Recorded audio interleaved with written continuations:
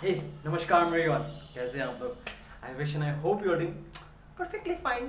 Just be joyful and keep smiling. Just be joyful. कति हंस भी लिया करो, चिल मारो. ठीक है, चलिए आइए. तो वेलकम बैक. हम लोग पढ़ रहे हैं मैथमेटिकल फिजिक्स. अब बोलोगे भैया कितना मैथमेटिकल फिजिक्स पढ़ाओगे? तो आज एक गुड न्यूज़ है. आज हम लोग का ये लास्ट है. आज का एपिसोड लास्ट है, पक्का लास्ट है, खत्म. अब हम लोग फिर से अब चैप्टर्स पे डिफरेंट चैप्टर्स पे मूव ऑन करेंगे धीरे धीरे. ठीक है, ग्रेट. तो आज ये मैथमेटिकल फिजिक्स का लास्ट है, मतलब कि वेक्टर्स का एंडिंग होने वाला है. खत्म, वेक्टर्स खत्म. तब पढ़ना था, पढ़ लिया हम लोग. ओके, ये हम लोग का पार्ट 5 वेक्टर्स और ये एपिसोड 10. ठीक है, मतलब कि टोटल वेक्टर्स के ऊपर 10 एपिसोड्स बने हैं. ठीक है. और आज क्या कवर करने वाले हैं हम लोग वेक्टर्स में? आज कवर करेंगे क्रॉस प्रोडक्ट या फिर वेक्टर प्रोडक्ट. इसको क्रॉस प्रोडक्ट भी बोलता है या फिर वेक्टर प्रोडक्ट भी कहा जाता है. ठीक है.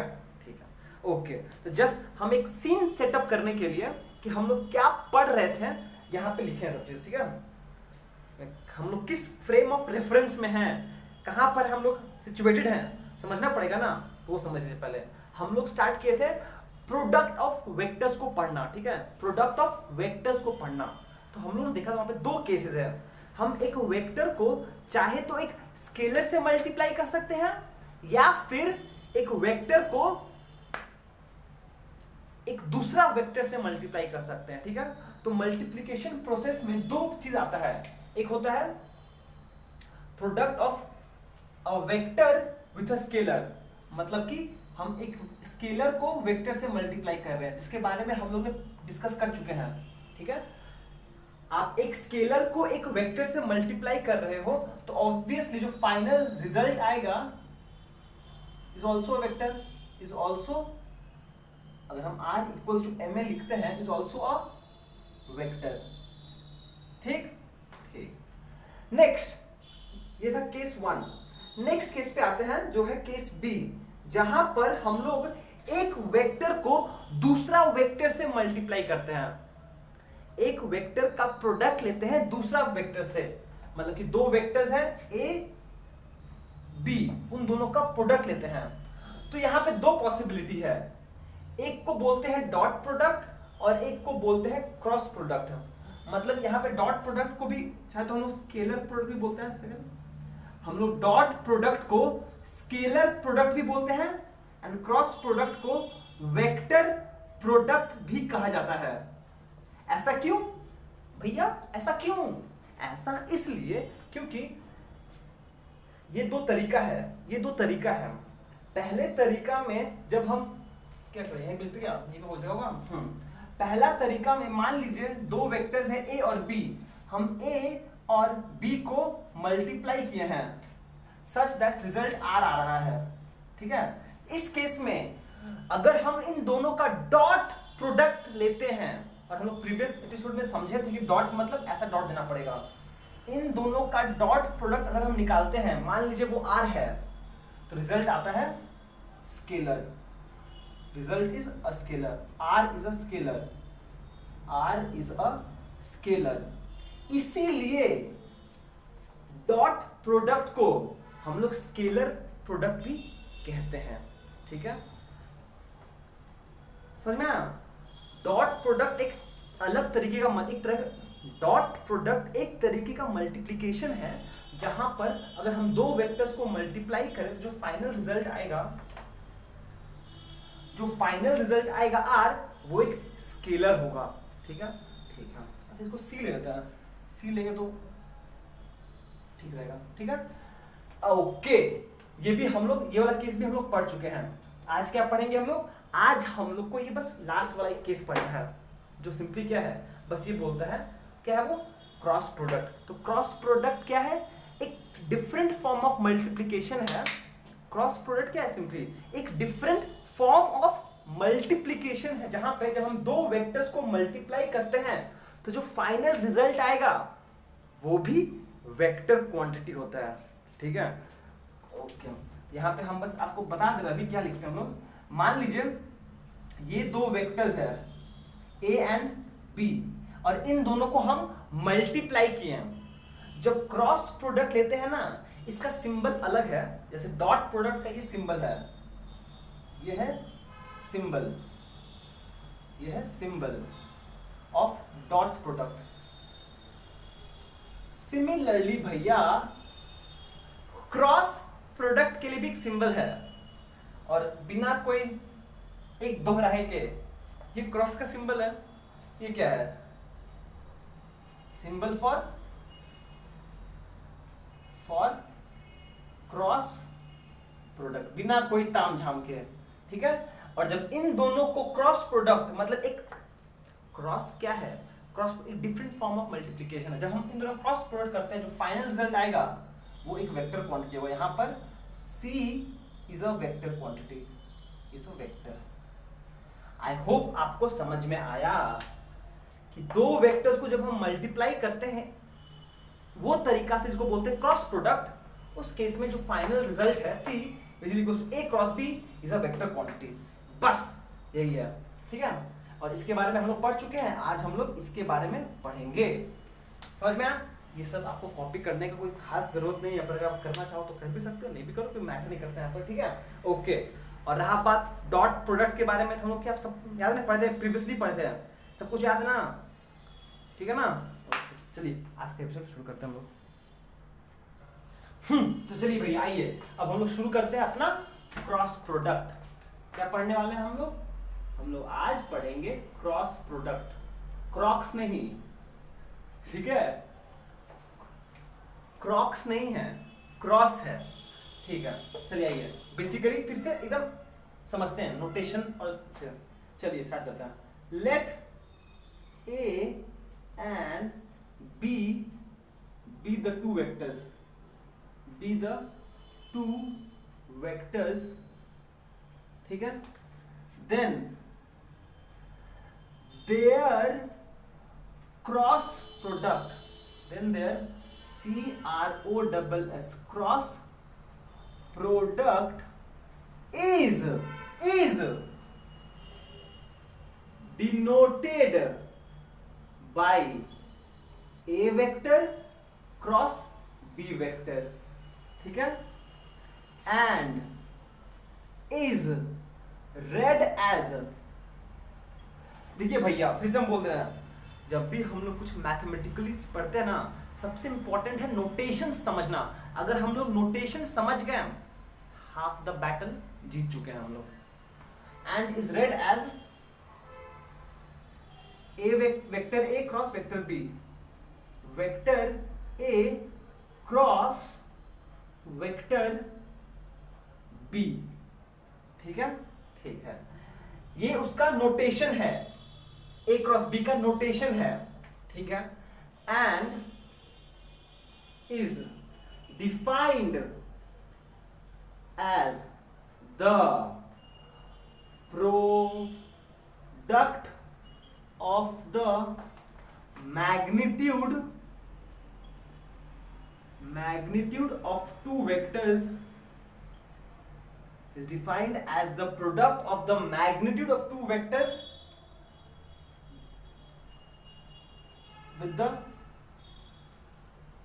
with the SINE sign of the angle between them।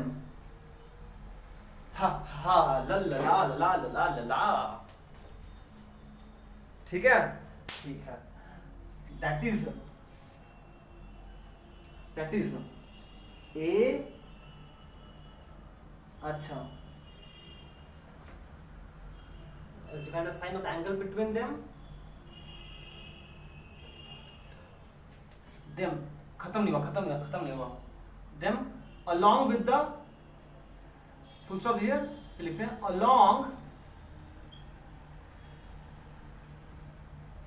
along with a unit vector n cap। सारा खेल इसके अंदर ही छुपा हुआ है। सबसे इंपॉर्टेंट यही पैरामीटर है हम लोग के लिए। देखिए क्या बोला गया है, दो वेक्टर्स है A एंड B, तो उन दोनों का क्रॉस प्रोडक्ट को डिनोट करते हैं इस क्वांटिटी से, ठीक है, and is read as vector A cross vector B, ठीक है, ठीक है, and is defined as the product of the magnitude of two vectors into the sign of the angle between them along with the unit vectors, along with the unit vector, comma ये दो भैया, ठीक है, that is a cross b is equals to a का mod b का mod into sign of the angle between them into n cap. समझ में आया कुछ? क्या बोल रहे हैं?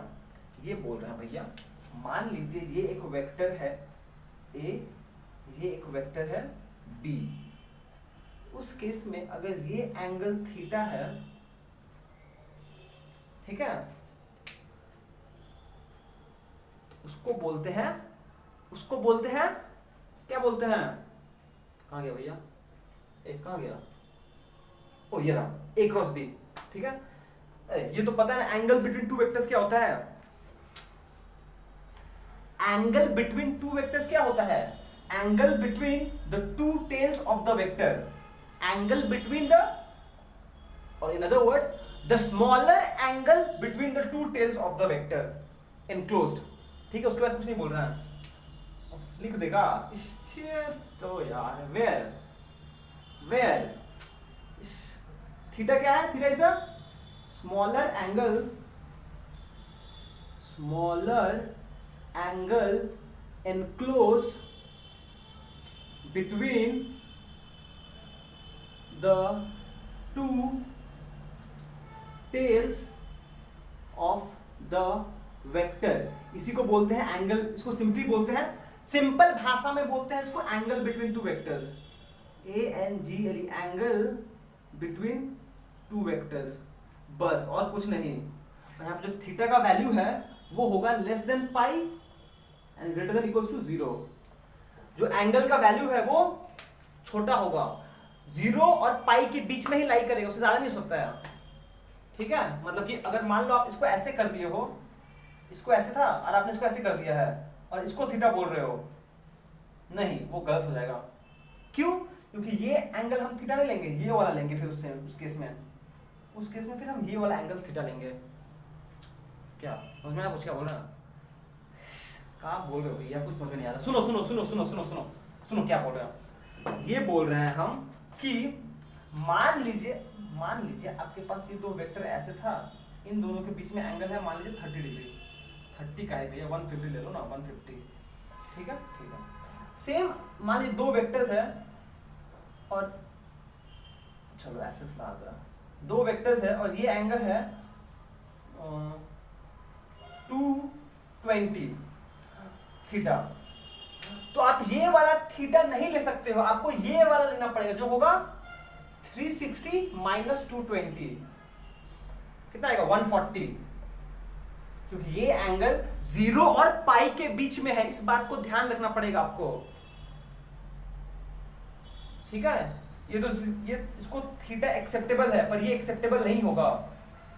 क्यों? क्योंकि 180 से ज्यादा है, हम कंडीशन यहां पे दे दिए हैं कि theta must be less than equals to pi and greater than equals to 0।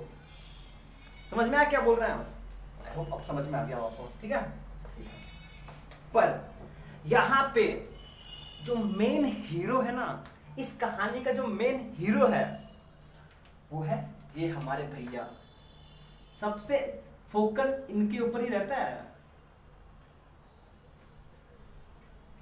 बहुत छोटा चीज है बट पॉकेट डायनामाइट है भैया ये, इसको इग्नोर नहीं कर सकते आप। इसको इग्नोर किए तो क्रॉस प्रोडक्ट सीख ही नहीं पाओगे कुछ, इसको इग्नोर नहीं कर सकते हम लोग, इसके बारे में तो माथापच्ची करना ही पड़ेगा, ठीक है। ओके, तो आइए अब समझाते हैं आपको हम n क्या है। पहली बात पहले समझते हैं, ये थीटा समझ गए, थीटा क्या है, n क्या है उसको हम लोग समझना पड़ेगा। n कैप क्या है? n cap is a unit vector, n cap is a unit vector which is perpendicular to both a vector and b vector, cap एक यूनिट वेक्टर है which is perpendicular to both a vector and b vector. मतलब कि ये जो unit vector N cap है वो ए से भी परपेंडिकुलर है एंड बी से भी परपेंडिकुलर है। एक वेक्टर ए से भी परपेंडिकुलर है, बी से भी परपेंडिकुलर है, ऐसा कब पॉसिबल है? एक वेक्टर ए, ये मान लीजिए एक वेक्टर है ए, ये एक वेक्टर है बी। ध्यान सुनिएगा प्लीज, ये बहुत इंपॉर्टेंट हो जाएगा, बहुत इंपॉर्टेंट हो जाएगा ये। अब देखिए, ये एक वेक्टर है ए, ये एक वेक्टर है बी। आपको जैसे रखना है रख लो, कोई फर्क नहीं पड़ता है, ठीक है? ठीक है। और हम बोल रहे कि भैया मेरे पास एक यूनिट वेक्टर है, मेरे पास एक यूनिट वेक्टर है, छोटा सा यूनिट वेक्टर, ठीक है, जो इससे भी परपेंडिकुलर है और इससे भी परपेंडिकुलर। ऐसा कब पॉसिबल होगा? ऐसा तभी पॉसिबल होगा जब ये यूनिट वेक्टर इस प्लेन के परपेंडिकुलर होगा। ये समझ में आ रहा है? हम ये बोल रहे हैं that is an cap is perpendicular to the plane containing A and B। देखिए ये जो समझ में, यही मेन चीज है। बहुत समझ रहा है क्या बोल रहा हूं? आप मान लो भैया ये एक प्लेन, आप देखो अगर आप इस वेक्टर को ऐसे मान, ये दोनों वेक्टर ऐसे मान रहे हो, आप ऐसे रखो क्या फर्क पड़ता है? ठीक है, अगर मान लो हम ऐसे रखे हैं, ये दो वेक्टर्स है, ठीक है, तो उस केस में मेरा यूनिट वेक्टर क्या होगा? एक n क्या है? एक ऐसा यूनिट वेक्टर है which is perpendicular to both this vector and this vector. मतलब कि हम बोल सकते हैं, वो कब पॉसिबल है? ये दोनों वेक्टर्स को मिला के एक प्लेन बनेगा। ये दोनों वेक्टर्स को मिला के हम एक प्लेन बना सकते हैं ना। यहां पे एक मान लो फ्लैट सरफेस है और यूनिट वेक्टर क्या है? इसके परपेंडिकुलर होगा। समझ में कुछ? अगर आप इसको ऐसे रखते हो तो ये ऐसे होगा, अगर हम इसको ऐसे रखते हैं तो ये ऐसे होगा, अगर ऐसे रखते हैं तो ये ऐसे होगा। अब हम और कुछ नहीं बोलेंगे। ये चीज बहुत जरूरी है, प्लीज इस पे फोकस कीजिए आप कि भैया जब आप A क्रॉस B करते हो तो A mod B mod sine theta तो ठीक है आता है, डॉट प्रोडक्ट में क्या आता था? A mod B mod cos theta, बस दैट्स इट, ठीक है। पर सिंस देखिए एक सेकंड, हाँ ओहो सॉरी, अभी हम लोग इस समझाते हैं। हम लोग पढ़े थे ना कि डॉट प्रोडक्ट में सिंपली आता है A mod B mod cos theta, ठीक है। ये तो स्केलर है, ये भी स्केलर है, ये भी स्केलर है। जब तीनों स्केलर टर्म को मल्टीप्लाई करेंगे, ये भी स्केलर, ये भी स्केलर, ये भी स्केलर, जब तीनों स्केलर को मल्टीप्लाई करेंगे तो भैया आंसर भी तो स्केलर ही आएगा ना, ठीक है। ठीक है, इसीलिए हम लोग डॉट प्रोडक्ट को स्केलर प्रोडक्ट भी बोलते हैं। ग्रेट। पर अब ध्यान दीजिएगा, जब हम लोग क्रॉस प्रोडक्ट कर रहे हैं तो हम लोग पहले ही बोल दिए हैं कि भैया क्रॉस प्रोडक्ट करने से जो फाइनल रिजल्ट आएगा वो एक वेक्टर क्वांटिटी होना पड़ेगा, है ना? हाँ है। तो उस केस में नोटिस कीजिए, अगर हम बस इतना इसको इग्नोर कर दें, ये A mod magnitude scalar quantity, B mod ये भी स्केलर है, सिर्फ साइन थीटा ये भी तो स्केलर ही है। अगर हम बस इतना ही अकाउंट में लें तो ये क्या, ये तो सिर्फ मेरा A क्रॉस B का मैग्नीट्यूड है। अच्छा ब्रैकेट लिख देते हैं यहां पर, A क्रॉस B का मैग्नीट्यूड क्या है? Simply A mod B mod sine theta. पर मुझे तो एक वेक्टर क्वांटिटी चाहिए ना, इस मैग्नीट्यूड को हम लोग एक यूनिट वेक्टर से मल्टीप्लाई किए हैं सच दैट जो फाइनल रिजल्ट है वो एक वेक्टर क्वांटिटी बन गया है। समझ में आ रहा है क्वेश्चन? ठीक है। और वो यूनिट वेक्टर किस क्या है? Is a vector which unit vector which is perpendicular to both a vector and b vector. मतलब कि n याद है, dot product of two vectors are zero, dot product of two vectors are zero कब? जब दोनों एक दूसरे perpendicular होता है, क्योंकि उस केस में एंगल 90 होता है तो cos 90 जीरो।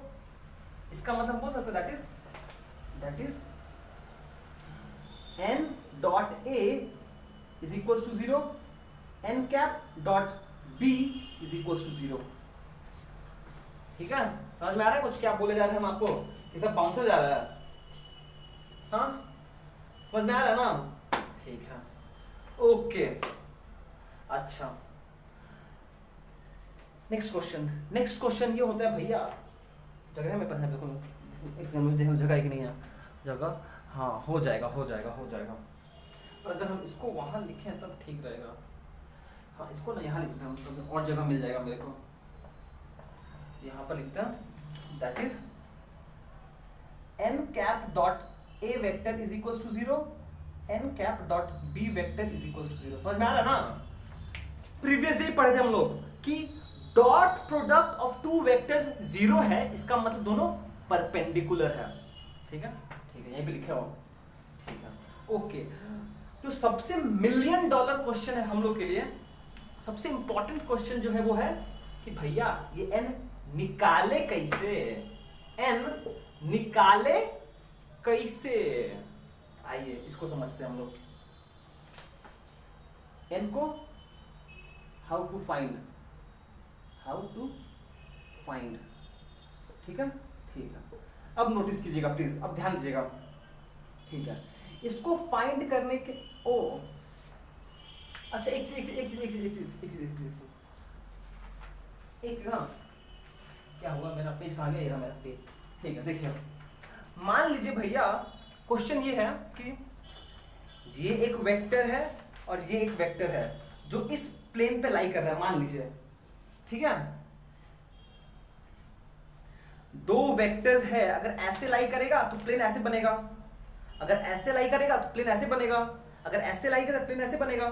मान लीजिए प्लेन ऐसे बना है, ठीक है, और हम लोग क्या बोले हैं कि यूनिट वेक्टर होगा परपेंडिकुलर टू दिस वेक्टर, है या ना?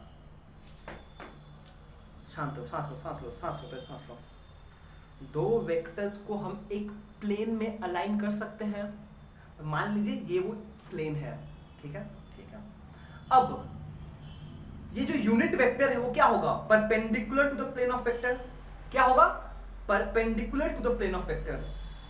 पर एक क्वेश्चन है कि भैया ये यूनिट वेक्टर तो ऊपर भी हो सकता है, नीचे भी हो सकता है। समझ में आ रहा है? ये एक प्लेन है तो यूनिट वेक्टर तो ऊपर भी हो सकता है, यूनिट वेक्टर नीचे भी हो सकता है। कौन सा डायरेक्शन? परपेंडिकुलर तो ठीक है, मान लिया ये भी परपेंडिकुलर होगा, ये भी परपेंडिकुलर होगा। अगर एक वेक्टर ऐसी अगर प्लेन है तो ये मान लीजिए एक वेक्टर ऐसे, यूनिट वेक्टर ये है, मैं खड़ा हो जाए यार, हाँ, तो ये परपेंडिकुलर है ना, 90 डिग्री पे बना हुआ है। तो अगर इधर 90 डिग्री है तो इधर भी तो 90 डिग्री हो सकता है। तो ऊपर किस साइड होगा वो पता करना है मुझे, ऊपर की नीचे, दाएं की बाएं, किस तरफ। उसके लिए ये हम लोग यूज करते हैं, right hand thumb rule, right hand thumb rule. ठीक है, और ये बोलता क्या है? Right hand thumb rule simply ये बोलता है भैया, प्लीज सुनिएगा ध्यान से, ये बोलता है भैया curl the fingers fingers of your right hand, curl the fingers of your right hand from the first vector to second vector along the angle, along the measured angle। अच्छा, along the measured angle लिखते हैं, along the MEASURED, along the measured angle, curl the fingers of your right hand along the given angle, then the direction in which the thumb points gives the direction of n vector। जी हाँ, यही है right hand thumb rule. Right hand thumb rule, ठीक है, ठीक है। ये right word बहुत important है, भूलिएगा मत। अपना राइट हैंड यूज करना है और आप एक वेक्टर्स के दूसरे वेक्टर्स की तरफ कर्ल कीजिए। फर्स्ट वेक्टर मतलब ए वेक्टर, जो पहले है वो फर्स्ट बोलते हैं, जो दूसरा सेकंड बोलते हैं। आप एक वेक्टर की तरफ से दूसरे वेक्टर की तरफ कर्ल कीजिए फिंगर्स को, और जिस डायरेक्शन में थंब पॉइंट करेगा वो देगा डायरेक्शन ऑफ यूनिट वेक्टर। समझ में आया? अपना राइट हैंड को एक वेक्टर से दूसरा वेक्टर्स की तरफ कर्ल कीजिए। अपना राइट हैंड को एक वेक्टर से दूसरा वेक्टर्स की तरफ कर्ल कीजिए अलोंग द मेजर्ड एंगल, ठीक है। And direction in which the thumb points gives the direction of unit vector. ठीक ठीक, आई होप इतना समझ में आया आपको। चलिए इतना कॉपी कीजिए आप पहले। ओके, लिख लिया आपने इतना? ओके, अब देखिए, अब हम ना आपको समझाने की कोशिश करते हैं। हैशटैग समझते हैं प्लीज, समझते हैं प्लीज, ये बहुत इंपॉर्टेंट है, प्लीज समझते हैं इसको। देखिए देखिए, पहले दो फिगर बनाते हैं। पहले यहाँ पर दो फिगर बनाते हैं हम। फिगर ए, ये एक ए वेक्टर है, ये एक बी वेक्टर है। ये ए वेक्टर, ये बी वेक्टर, और इन दोनों बीच में एंगल थीटा है, ठीक है। और ये बी वेक्टर, फिगर बी बनाएंगे हम फिर से वही ये ए वेक्टर, वही ये बी वेक्टर। कहाँ गया भैया बी वेक्टर या ए वेक्टर? हाँ ठीक है, दोनों में फिर से एंगल थीटा ही है, ठीक है ठीक है। और हम यहाँ पे एक चीज मेंशन कर दे रहे हैं, प्लीज नोट कर लीजिएगा, नोट कर लीजिएगा, इसमें बहुत इंपॉर्टेंट है कि here let a and b b, ये बी अलग है, ये बी अलग है, मतलब पता है ना, b, let a and b, let a and b vector be in the plane of paper. आप लोग के लिए प्लेन ऑफ पेपर, मेरे लिए प्लेन ऑफ बोर्ड। चलिए मान लीजिए इसको फिक्स कर दिया, हम फिक्स कर दिए कि ये दोनों वेक्टर्स, ये दो वेक्टर्स है और ये दोनों वेक्टर इस प्लेन में लाई कर रहा है। वो प्लेन क्या है? प्लेन ऑफ बोर्ड मेरे लिए, आपके लिए प्लेन ऑफ पेपर, जिस पेपर पे आप नोट्स बना रहे हो, ठीक है ठीक है। अब बोलोगे भैया हम तो नोट्स बना ही नहीं रहे हैं, तब मेरा गलती नहीं है, फिर आपको ये बोर्ड वाला बात मानना पड़ेगा, ठीक है ठीक है। ओके, अब देखिए, ठीक है, प्लीज ट्राई करते हैं हम लोग पहला करने का। पहला केस में करते हैं ए क्रॉस बी, इसका क्या होगा?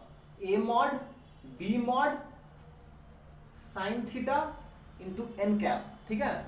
इसको अगर हम चाहें तो ऐसे भी लिख सकते हैं सिंपली, ए क्रॉस बी का मॉड एन कैप, ठीक है। तो इस केस में एन वेक्टर क्या होगा, कैसे बताओगे? और ये केस ए, हाँ ठीक लिख दिया। ए क्रॉस बी मतलब क्या बोला गया है?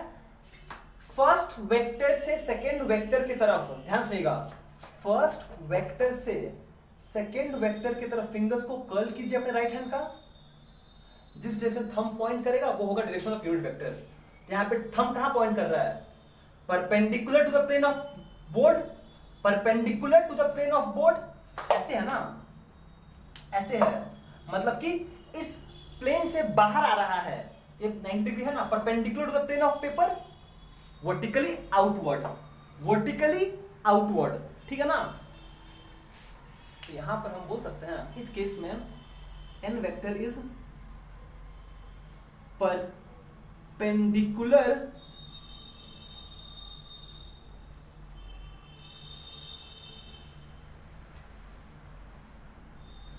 Plane of board, vertically outward,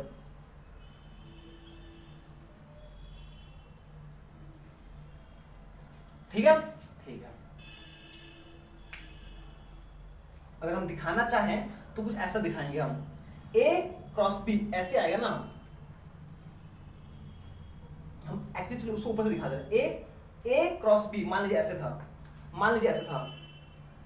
नहीं ऐसे नहीं बनाएंगे भैया,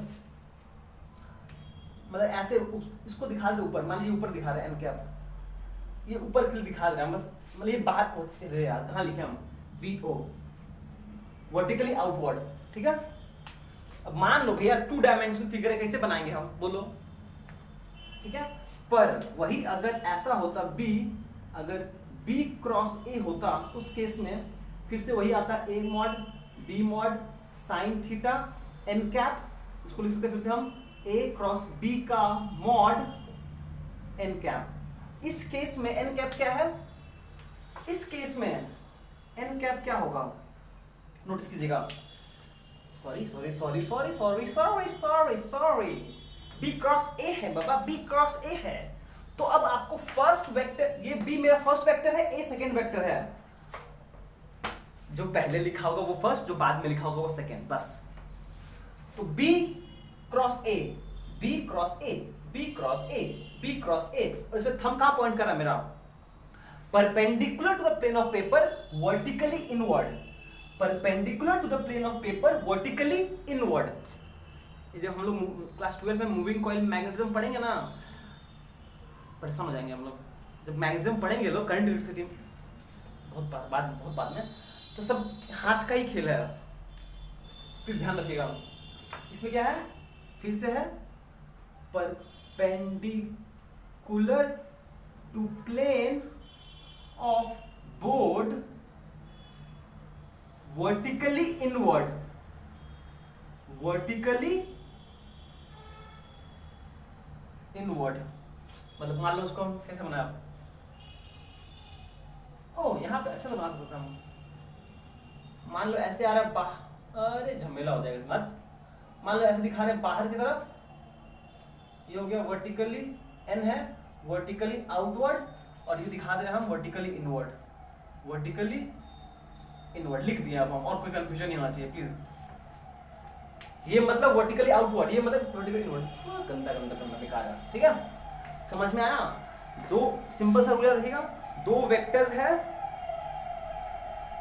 दो वेक्टर्स, ये मिटा रहे हैं, ठीक है, मिटा रहे हैं हम, दो वेक्टर्स है हम लोग के पास, और दोनों का अगर हम क्रॉस प्रोडक्ट ले रहे हैं, उस केस में जो फाइनल रिजल्ट आएगा वो भी एक वेक्टर क्वांटिटी होगा, मतलब कि दैट इज, अगर दो वेक्टर है ए क्रॉस बी, तो जो फाइनल रिजल्ट होगा वो भी एक वेक्टर क्वांटिटी होगा, C is equal to A cross B, इसको लिख सकते हैं हम फिर ऐसे, A cross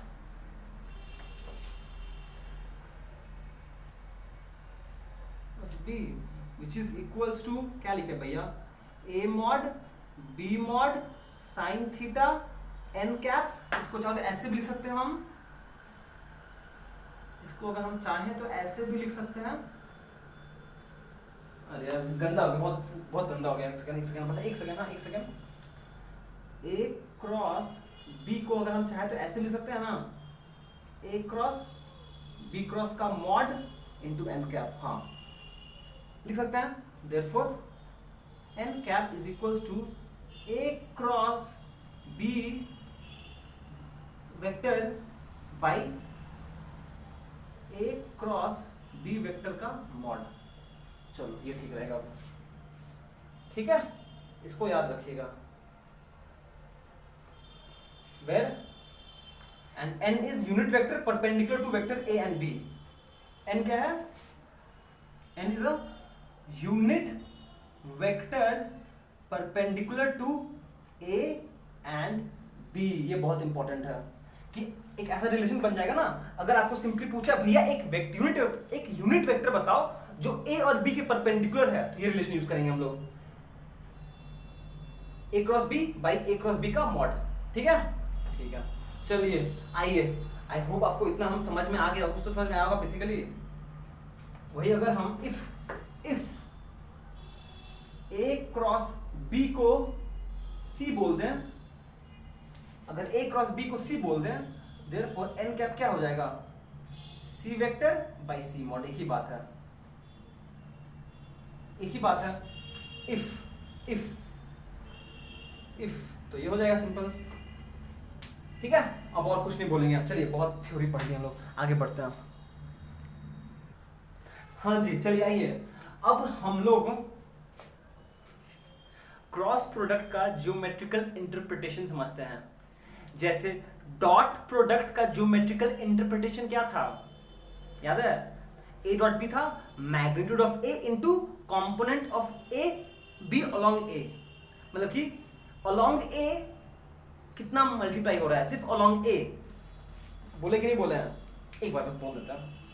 A dot B का मतलब क्या था? ये था कि magnitude of A into component of B along A. ठीक है, magnitude of A into component of B along A, या फिर magnitude of B into component of A along B. मतलब कि मल्टीप्लीकेशन ये था, ये हो जाएगा मल्टीप्लीकेशन अलोंग, ये हो गया अलोंग ए वेक्टर अलोंग ए, और ये हो गया अलोंग बी। ठीक है, ये किए हम लोग प्रीवियस एपिसोड में किए हम लोग। अरे कहां कहां घुस जाते हैं हम बार बार। चलो बैक टू यहां पे geometrical meaning of cross product. इसके लिए हम बस क्लास 9-10 में आप लोग ये पढ़े हो ना, एरिया ऑफ पैरेललोग्राम क्या होता है। अगर ये एक पैरेललोग्राम है और ये उसका हाइट है, ये उसका बेस है बी, ये उसका हाइट है, तो एरिया क्या होता है? Base into height. याद आ रहा है कुछ? एरिया ऑफ पैरेललोग्राम होता है बेस इनटू हाइट। ये वाला परपेंडिकुलर होना चाहिए भैया, तब जाके इसको हाइट बोलते हैं। याद है? सिमिलरली अगर ये एक ट्रायंगल है, ये उसका हाइट है h और ये बेस है, तो एरिया ऑफ ट्रायंगल क्या होता है? Half into base into height. ये चीज याद है आपको? एरिया ऑफ ट्रायंगल होता है half into base into height, और हाइट और बेस में एंगल 90 डिग्री होना चाहिए। सिमिलरली एरिया ऑफ पैरेललोग्राम होता है बेस इंटू हाइट, और हाइट में एंगल 90 डिग्री होना चाहिए। अगर ये याद है आपको तब अच्छा बात है, नहीं याद है तो हम बता दिए। ठीक है, ठीक है। अब आइए, ज्योमेट्रिकल इंटरप्रिटेशन का दो पॉसिबिलिटीज है यहां पर। पहला possibility, geometrical interpretation of A cross B which is equals to a mod B mod sine theta. ठीक है, और हम मैग्नीट्यूड का बात कर रहे हैं इसका, हम लोग सिर्फ मैग्नीट्यूड का बात कर रहे हैं। ज्योमेट्रिकल इंटरप्रिटेशन में डायरेक्शन नहीं आ रहा है, मैग्नीट्यूड आ रहा है, मैग्नीट्यूड। ठीक है, ओके। अच्छा, if a and b represents as in the two sides of a parallelogram। हम क्या बोल रहे हैं भैया?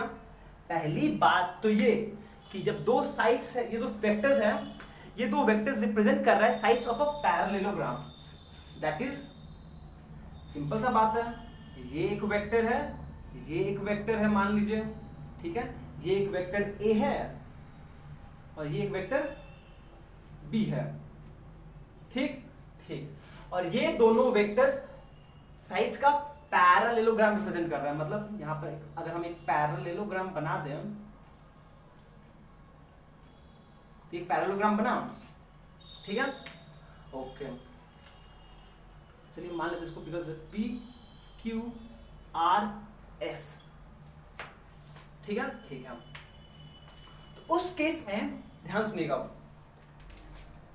ये दोनों के बीच में एंगल थीटा है। ठीक है, ठीक है, ये दोनों के बीच में एंगल थीटा है। उस केस में अगर हम यहां से इसका प्रोजेक्शन बनाएं तो ये एंगल 90 डिग्री होगा।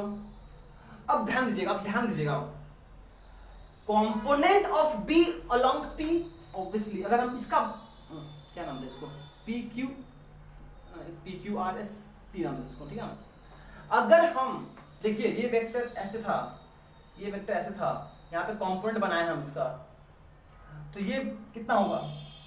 ये होगा बी कॉस थीटा। ठीक है, ठीक है, पर हम लोग को साइन थीटा चाहिए। तो साइन थीटा क्या होता है? परपेंडिकुलर कंपोनेंट, उसका ऑपोजिट वाला। मतलब ये होगा बी मॉड साइन थीटा। हाँ या ना? पढ़े हैं ना हम लोग कि ये अगर एक वेक्टर है, इसका हम बेस कंपोनेंट होगा along the line, along the axis, और इस एंगल के ऑपोजिट वाला जो परपेंडिकुलर होगा उसको बोलते हैं परपेंडिकुलर कंपोनेंट, जो होता है बी साइन थीटा। तो उस फिगर के हिसाब से अगर हम थोड़ा बहुत ध्यान दें तो ये क्या रिप्रेजेंट करेगा, ये बी मॉड साइन थीटा, हाँ या ना। ये डिस्टेंस क्या रिप्रेजेंट करेगा, एस टी। एस टी क्या रिप्रेजेंट करेगा, बी मॉड साइन थीटा, क्योंकि ये एंगल थीटा है, ये वाला पीटी होगा बी कॉस थीटा, पर मुझे वो चाहिए नहीं। इसका ऑपोजिट परपेंडिकुलर कंपोनेंट क्या होगा, बी साइन थीटा। और ये अगर इसको हम बोले पीटी क्या होगा, ये वाला, ये चीज क्या रिप्रेजेंट करेगा, ये वाला डिस्टेंस ए मॉड, क्योंकि ये पूरा अगर ए वेक्टर है इसका length will be proportional to a mod. Therefore यहां पर हम बोल सकते हैं area of parallelogram is equals to base into height. ये हो जाएगा इसका बेस, ये हो जाएगा इसका हाइट, तो हो जाएगा base into height, which base कितना है ए मॉड, हाइट कितना है B mod sine theta. A mod B mod sine theta क्या रिप्रेजेंट करता है, ए क्रॉस बी का मैग्नीट्यूड, हाँ या ना, ए क्रॉस बी का मैग्नीट्यूड, ए क्रॉस बी का मैग्नीट्यूड। देयरफॉर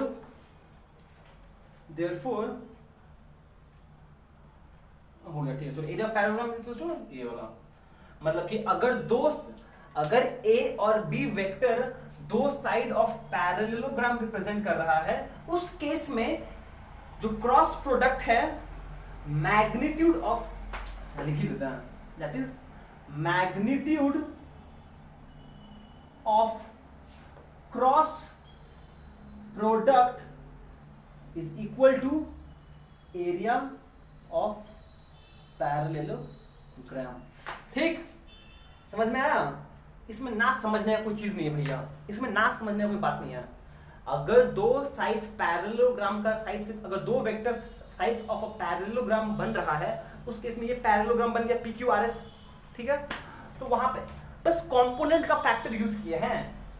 इसका अगर हम बेस कंपोनेंट लेते तो आता b cos theta, b mod cos theta, पर हम इसका परपेंडिकुलर कंपोनेंट लिए हैं तो बी साइन थीटा। ये हो गया हाइट, ये हो गया base, A mod, area parallel निकालो, खत्म कहानी। ठीक ठीक, चलिए ग्रेट, ये हम लोग समझ गया। नेक्स्ट मूव करते हैं। If a and b represents the two sides of a triangle. Yes, come on, we'll do triangle. Great. तो कहानी कुछ ऐसा है, ये एक ए वेक्टर है, ये एक बी वेक्टर है, ये एक ए वेक्टर है, ये एक बी वेक्टर है, दोनों के बीच में एंगल थीटा है, ठीक है ठीक है। अब अगर ये जो ए और बी वेक्टर है वो पैरेललोग्राम नहीं, एक ट्रायंगल बना हुआ है, एक ट्रायंगल बना हुआ है, मान लीजिए पी क्यू आर, ठीक है। उस केस में फिर से वही पुराना कहानी, ये वेक्टर बी, अच्छा ये वेक्टर है ए, इसका मैग्नीट्यूड पी क्यू कितना होगा, ए मॉड, ये लेंथ कितना होगा पी क्यू, अरे यार मतलब ये बोल रहे हैं यहाँ पर पी क्यू कितना होगा, ए मॉड, ठीक है ठीक है। उस केस में अगर हम फिर से ये वेक्टर बी है, यहां से अगर हम इसका परपेंडिकुलर बनाए, ये 90 डिग्री बना, उस केस में ये आर एस, जो पी एस होगा इस एंगल को टच किया हुआ है, मतलब बेस कंपोनेंट जो मेरे को चाहिए नहीं, इग्नोर कर दो उसको। पर आर एस क्या है, इस एंगल का ऑपोजिट है, परपेंडिकुलर कंपोनेंट कितना हो जाएगा, बी मॉड साइन थीटा, मतलब आर एस कितना है, r s is equal to b mod sine theta.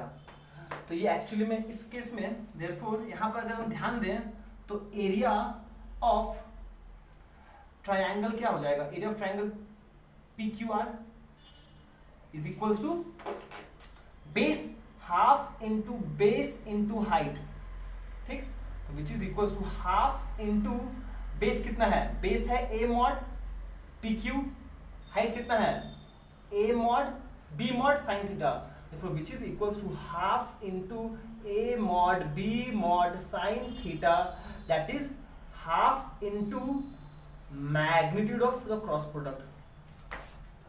समझ में आया ना?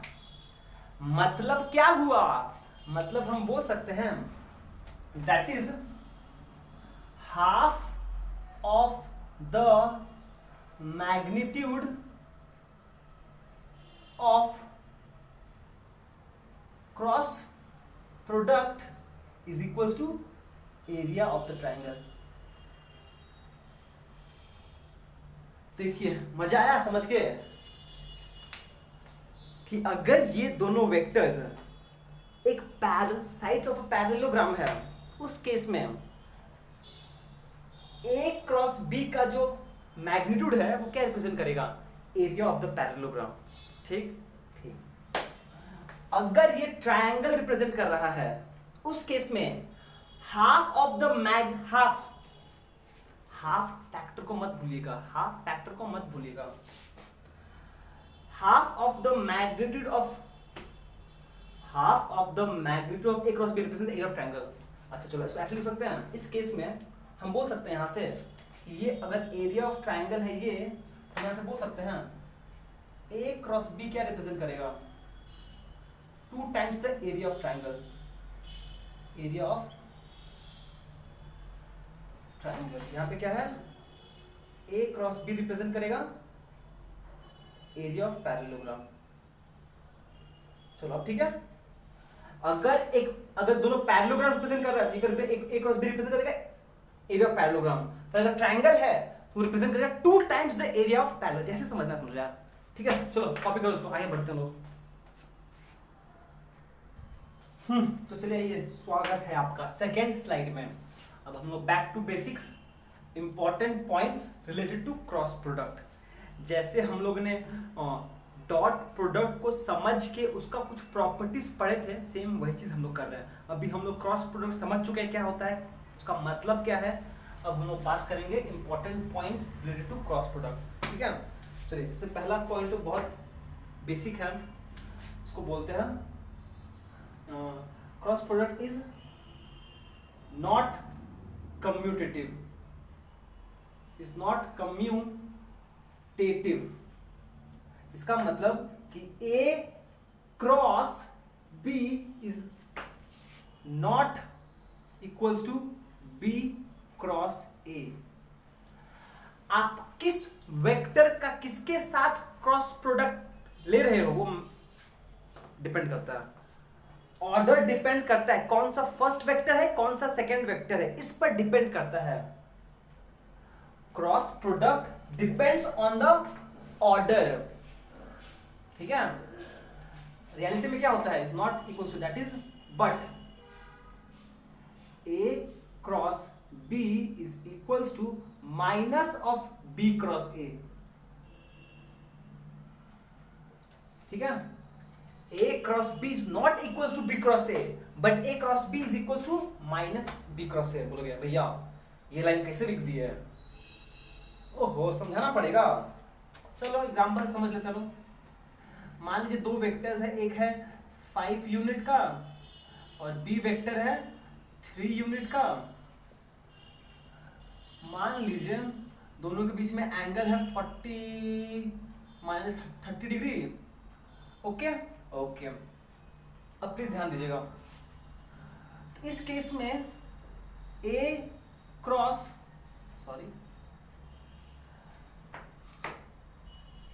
A क्रॉस B, नहीं ऐसे नहीं होगा, ऐसे नहीं होगा,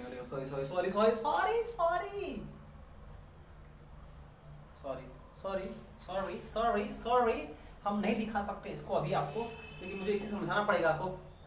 याद है आपको जब हम लोग ने ये कंडीशन अज्यूम किया था कि ये ए वेक्टर है, ये बी वेक्टर है, दोनों के बीच में एंगल थीटा है, अगर हम ए क्रॉस बी करें तो वर्टिकली, प्लीज सुन लीजिए, ए क्रॉस बी करते हैं, ए क्रॉस बी तो वेक्टर किस तरफ है, वर्टिकली आउटवर्ड, ठीक है। वही अगर हम बी क्रॉस ए करते हैं, बी क्रॉस ए तो वेक्टर कहां है, वर्टिकली इनवर्ड। एक इस सिचुएशन में ए क्रॉस बी करने से unit vector vertically outward, B cross A करने से वर्टिकली इनवर्ड, मतलब कि A cross B and B cross A opposite direction में है, एंटी पैरेलल है, इसीलिए यहां पर एक नेगेटिव साइन आता है, ठीक है। बट अगर आप मैग्नीट्यूड का बात करो, तो अगर आप मैग्नीट्यूड का बात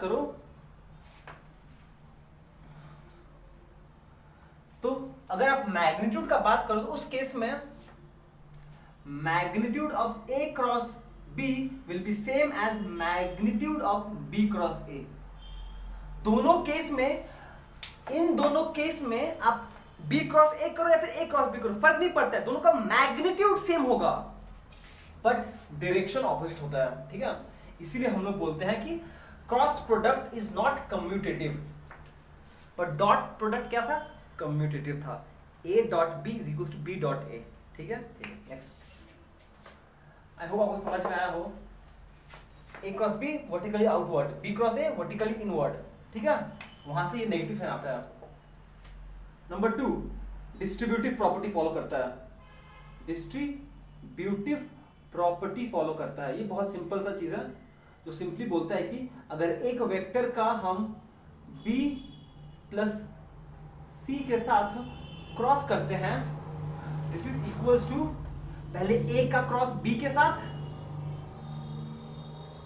प्लस a का क्रॉस c के साथ, a का क्रॉस c के साथ,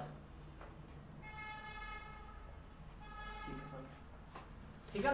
इस प्रॉपर्टी को यूज, इसको बॉक्स कर दीजिए, बहुत इंपॉर्टेंट है ये, बहुत इंपॉर्टेंट है ये कि a cross b is equal to negative of b cross a, ठीक है। अगर हम ऑर्डर चेंज कर दें तो सामने एक नेगेटिव साइन आएगा, अगर हम ऑर्डर चेंज कर दें तो सामने एक नेगेटिव साइन आएगा, ठीक है। और ये उसका डिस्ट्रीब्यूटिव प्रॉपर्टी। ग्रेट, समझ में आया आपको इतना, ठीक है। अब आते हैं नेक्स्ट प्रॉपर्टी फॉर को लीनियर वेक्टर्स, मतलब that is vectors along the same line, collinear मतलब सेम लाइन। सेम लाइन का मतलब हम क्या बोलना चाहते हैं, इसका मतलब हम ये बोलना चाहते हैं कि इधर PARALL पैरेलल वेक्टर्स है या फिर एंटी पैरेलल वेक्टर्स है। अगर आप चाहो तो इस केस में अगर पैरेलल का स्पेशल केस फॉलो करें हम, तो हम इक्वल वेक्टर्स भी बोल सकते हैं बी। अरे यार इतना कुछ समझाना होता है, कैसे लिखे हम समझ नहीं पाते हैं। पैरेलल वेक्टर्स का स्पेशल केस क्या है, इक्वल वेक्टर्स, इसका स्पेशल केस है, या फिर anti parallel vector, anti parallel vectors, इसका स्पेशल केस क्या है, anti parallel opposite direction, magnitude भी सेम हो, इसको बोलते हैं नेगेटिव वेक्टर्स। आप चाहे पैरेलल वेक्टर्स बोलिए या फिर इक्वल वेक्टर्स बोलिए, एंटी पैरेलल वेक्टर्स या फिर नेगेटिव वेक्टर्स, ये सारा कोलिनियर वेक्टर्स है। कोलिनियर मतलब सेम लाइन, ये दोनों सेम लाइन में हो गए पैरेलल वेक्टर्स, ये हो गए पैरेलल वेक्टर्स। अगर पैरेलल का एक स्पेशल केस फॉलो कर ले तो दोनों इक्वल है, तो इक्वल वेक्टर, ये एक वेक्टर, ये एक वेक्टर, ये हो गया एंटी पैरेलल वेक्टर। पर इसका अगर हम स्पेशल केस फॉलो कर लें तो ये दोनों वेक्टर बराबर है बट ऑपोजिट डायरेक्शन में है, तो नेगेटिव वेक्टर।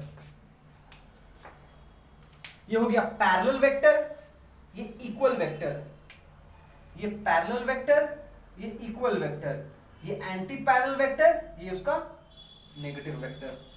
ठीक ठीक। इस केस में अगर इस केस का बात करें, यहां पे एंगल कितना होगा 0 डिग्री।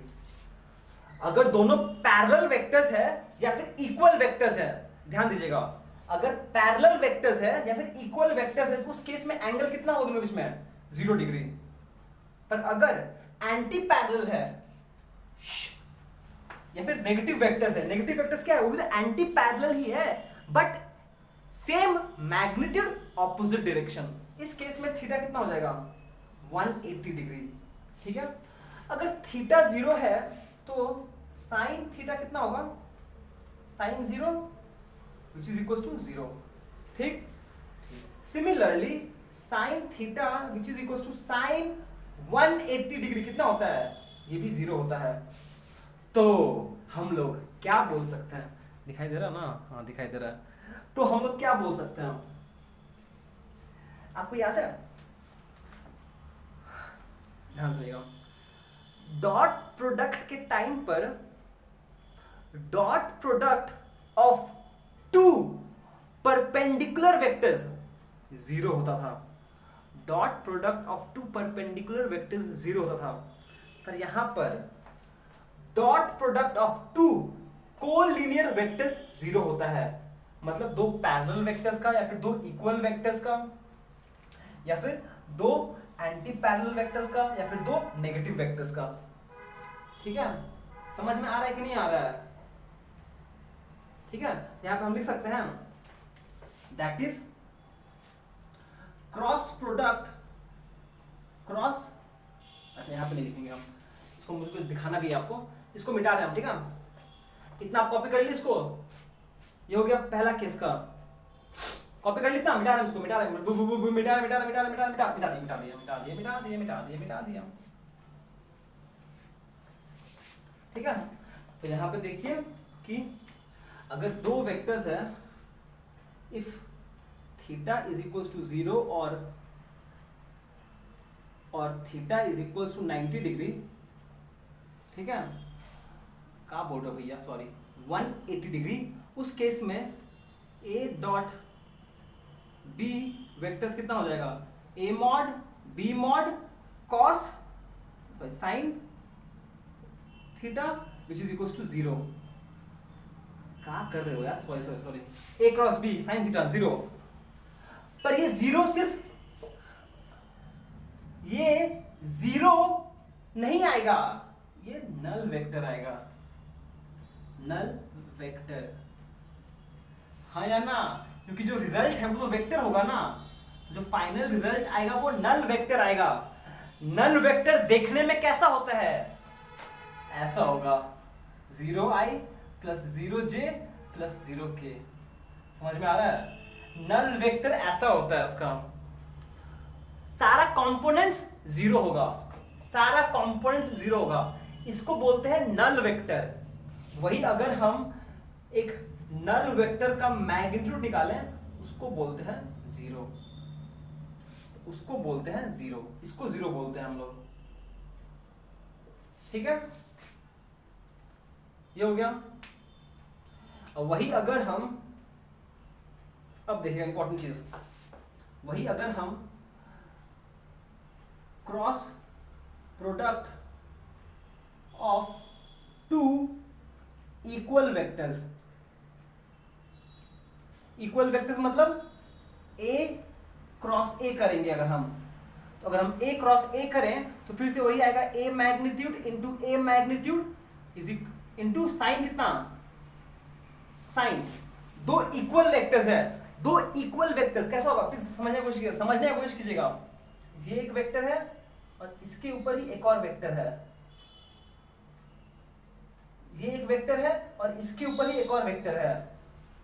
ठीक है, तो उस केस में कितना आएगा 0 which is equal to 0। Cross product two equal vector is zero, zero vector, ठीक है, ठीक है। तो यहाँ पे इसका मैग्नीट्यूड कितना हो जाएगा, ए क्रॉस ए वेक्टर का मैग्नीट्यूड कितना होगा, जीरो। इस बात को आप समझ लीजिए। Dot product of two perpendicular vectors zero होता है, ठीक है, पर यहां पर dot product of two equal vectors बोलो या फिर पैरेलल वेक्टर्स बोलो, एक ही बात है, जीरो होगा हमेशा, ठीक है। ऐसा क्यों हो रहा है, क्यों ऐसा क्यों हो रहा है, क्योंकि इस समझ में लीजिएगा, ये अगर एक वेक्टर है और ये एक वेक्टर है, तो अगर हम देखें एक्चुअली में तो ये क्या रिप्रेजेंट करता है, इसका क्रॉस प्रोडक्ट रिप्रेजेंट करता है एरिया, ठीक है। पर अगर दो प्लीज ध्यान सुनिएगा, ए क्रॉस बी अगर एक वेक्टर्स है तो उनका रिप्रेजेंट करता है एरिया, पर अगर दोनों वेक्टर्स सेम लाइन पे है, दोनों वेक्टर्स ए और बी, ये समझने के लिए बहुत इंपॉर्टेंट है कि अगर दोनों वेक्टर्स सेम लाइन, अगर दोनों के बीच में कोई एंगल है तब ना एरिया बनाएगा वो, पर अगर दोनों सेम लाइन पे है तो क्या कोई एरिया बनेगा, समझ में आ रहा है। अगर दोनों वेक्टर्स के बीच में कोई एंगल होगा तभी तो ये कोई एरिया पैरेललोग्राम या फिर ट्रायंगल बना पाएगा, पर अगर दोनों पैरेलल है along the same line, angle zero हुआ। तो इस केस में क्या ये दोनों कोई एरिया कवर कर रहा है, नहीं, इसीलिए जीरो। आई होप आपको समझ में आया हो, क्योंकि भैया अरे दो vectors along the same line है तो कोई एरिया कवर किया नहीं, इसीलिए जीरो। समझ में आया। तो ये पॉइंट सबसे इंपॉर्टेंट है हम लोग के लिए, ठीक ठीक। चलिए अभी कितना हुआ, जगह है, जगह है। इसका कॉन्सिक्वेंस क्या हो सकता है, इसका कॉन्सिक्वेंस देखिए, कॉन्सिक्वेंस देखिए, for orthonormal unit vectors, for orthonormal unit vectors I cross I, क्या इन दोनों का मैग्नीट्यूड 1 होगा, दोनों अलोंग सेम लाइन है, zero. J cross J is equal to K cross K, zero ही होगा, क्यों, क्योंकि दोनों अलोंग द सेम लाइन है ना। आई कैप कितना, दोनों अलोंग एक्स एक्सिस है, तो कोई एरिया कवर किया नहीं, तो जीरो, सिंपल। आई जे जे के क्रॉस के, जीरो। बहुत इंपॉर्टेंट है ये, बहुत इंपॉर्टेंट है भैया, बहुत इंपॉर्टेंट है। आपको ना कोई फॉर्मूला याद रखने की जरूरत नहीं है, बस इसका ज्योमेट्रिकल इंटरप्रिटेशन समझने की कोशिश करो ना, कि दो वेक्टर्स का क्रॉस प्रोडक्ट रिप्रेजेंट करता है एरिया, ठीक है। पर अगर दोनों वेक्टर्स सेम लाइन पे है तो कोई एरिया कवर होगा नहीं होगा, तो जीरो, ठीक है। ओके चलो इतना कॉपी करो, नेक्स्ट स्लाइड मूव करते हैं हम लोग। अगर आपको कुछ बोलना है मेरे को तो यहां पे हम चाहे तो आपको कंफ्यूजन अवॉइड, यहां मैग्नीट्यूड दे रहे हैं, मुझे फिर नल वेक्टर लिखना पड़ेगा मेरे को, ठीक है। चलो चलिए नेक्स्ट पार्ट ई पे मूव कर, इसको बोलते हैं फॉर परपेंडिकुलर वेक्टर्स, ठीक है। मान लीजिए पर दो वेक्टर्स है ए एंड बी, दो वेक्टर्स है ए कॉमा बी, सच दैट दोनों के बीच में एंगल 90 डिग्री है। परपेंडिकुलर का मतलब तो वही है ना, परपेंडिकुलर, ठीक। तो उस केस में ए क्रॉस बी का मैग्नीट्यूड, हम मैग्नीट्यूड का बात करेंगे, is equals to a mod B mod sine theta. पर साइन थीटा अगर 90 है तो साइन थीटा कितना होगा, 1, मतलब ये पार्ट 1 होगा, which is equals to a mod into b mod, बस, ठीक है। इसका मतलब कि अगर दो वेक्टर्स परपेंडिकुलर है तो उस केस में क्रॉस प्रोडक्ट होता है सिंपली क्रॉस प्रोडक्ट का मैग्नीट्यूड होता है प्रोडक्ट ऑफ द मैग्नीट्यूड। ठीक ठीक, अब आते हैं इस पे हम लोग, जो हम लोग के लिए बहुत इंपॉर्टेंट है, for orthogonal unit vectors. Unit vectors क्या क्या है? आई जे के। ठीक ठीक, देखिए भैया, हम पहले ऑर्थोगोनल बोल दिए हैं, मतलब थीटा कितना है 90 डिग्री, तो साइन थीटा का वैल्यू कितना आएगा 1 आएगा। ठीक है, यूनिट वेक्टर्स बोल दिए हैं, मतलब मैग्नीट्यूड कितना होगा, सिर्फ 1 होगा। मैग्नीट्यूड कितना होगा, सिर्फ 1 होगा। तो उस केस में अगर हम I क्रॉस J करते हैं तो क्या आएगा, J क्रॉस K करते हैं तो क्या आएगा, K क्रॉस I करते हैं तो क्या आएगा, अब बताइए। समझ रहे हैं क्या बोल रहे हैं? हम बोल रहे हैं कि भैया देयरफॉर I क्रॉस J करेंगे तो क्या आएगा, I का मैग्नीट्यूड आएगा, J का मैग्नीट्यूड आएगा इंटू साइन 90 डिग्री और एक n कैप आएगा। ये n कैप क्या होगा, कैसे पता चलेगा मुझे?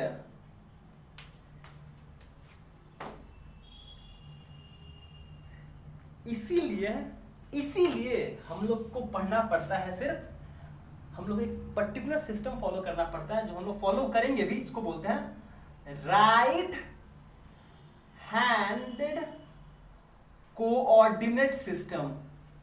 कोऑर्डिनेट सिस्टम मतलब कि हम जब भी कोऑर्डिनेट सिस्टम बनाएंगे ना, कोई कंपल्शन नहीं है, कोई कंपल्शन नहीं है कि इसको ही मुझे हमेशा पॉजिटिव एक्स एक्सिस मानेंगे हम, ये साइड हो जाएगा नेगेटिव एक्स एक्सिस, ये साइड हो जाएगा ऊपर वाला पॉजिटिव वाई एक्सिस और नीचे वाला हो जाएगा पॉजिटिव नेगेटिव वाई एक्सिस। ठीक है, ये जो सामने वाला आ रहा है मेरा, वो होगा मेरा जी एक्सिस प्लस जी, और जो पीछे वाला होगा माइनस जी एक्सिस।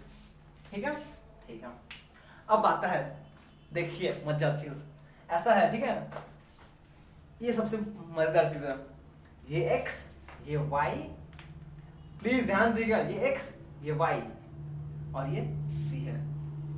z आपके तरफ है, जो z एक्सिस है ना वो आपके तरफ आ रहा है, आपको आके आपका बूम माथा पे हिट कर रहा है आपको, मान लो ये x एक्सिस ये y axis, x positive x ये हो गया positive negative x, positive y negative y, positive z axis आपके तरफ है, वर्टिकली आपके तरफ आ रहा है, और नेगेटिव z एक्सिस आपसे दूर जा रहा है। ठीक है, डायग्राम कैसे बना रहे हैं हम, अब देखिए हम लोग को पता है भैया x एक्सिस की तरफ i कैप पॉजिटिव की तरफ, इस तरफ माइनस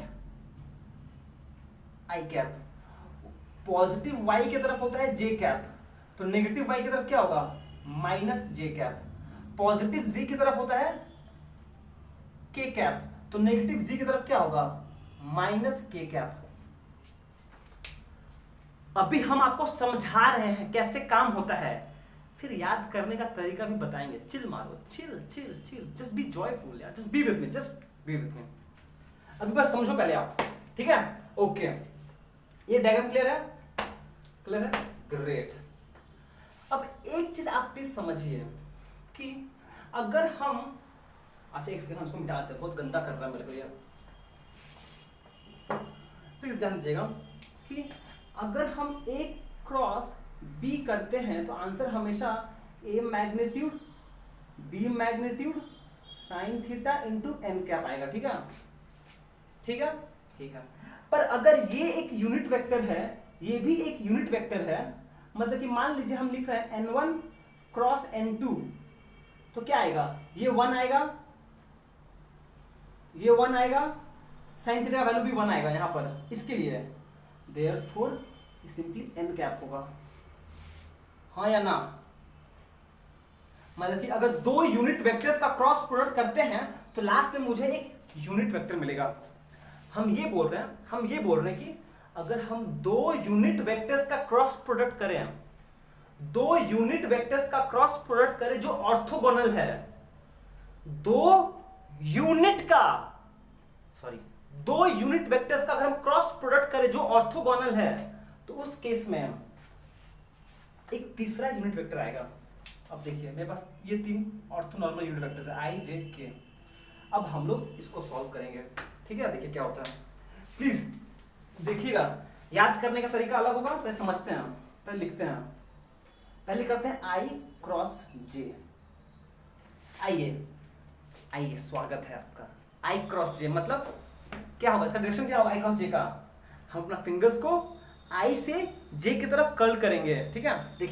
देखिएगा मजेदार चीज, आई क्रॉस जे, ये रहा j, i cross j. Thumb कहां पॉइंट कर रहा है, along the z axis, positive z axis, इसलिए यहां पे प्लस के, ठीक है। अगर आई क्रॉस जे के है, तो अगर हम वो कम्यूटेटिव प्रॉपर्टी वाला रूल फॉलो करें तो जे क्रॉस आई क्या होगा, माइनस के, हाँ या ना। अगर आई क्रॉस जे के है तो जे क्रॉस आई क्या होगा, माइनस के, होना ही है। चेक कर लीजिए, आई क्रॉस जे के है, positive x axis, positive Z axis, तो जे क्रॉस आई अंदर की तरफ है, थंब कहां है, अंदर की तरफ है, अंदर क्या है, माइनस के, इसलिए माइनस के, ठीक है। अभी याद नहीं करना है, देखो अभी क्या आ रहा है। आई क्रॉस जे हो गया, जे क्रॉस के करते हैं अब, जे क्रॉस के, जे ऐसे है, के किधर है, ऐसा है ना, मेरा फिगर तो ऐसा है, ये के है, ये जे है। प्लीज ध्यान सुनिएगा, जे क्रॉस के, थंब कहां पॉइंट कर रहा है, जे क्रॉस के, जे के आपके तरफ है ठीक है। जे क्रॉस के, थंब का इस तरफ, पॉजिटिव एक्स एक्सिस आई, मतलब ये आएगा आई। अगर जे क्रॉस के आई है तो के क्रॉस जे कितना होगा, माइनस आई होगा, और क्या, इसका नेगेटिव होगा, इसका जो रिजल्ट होगा उसका नेगेटिव आएगा, माइनस आई।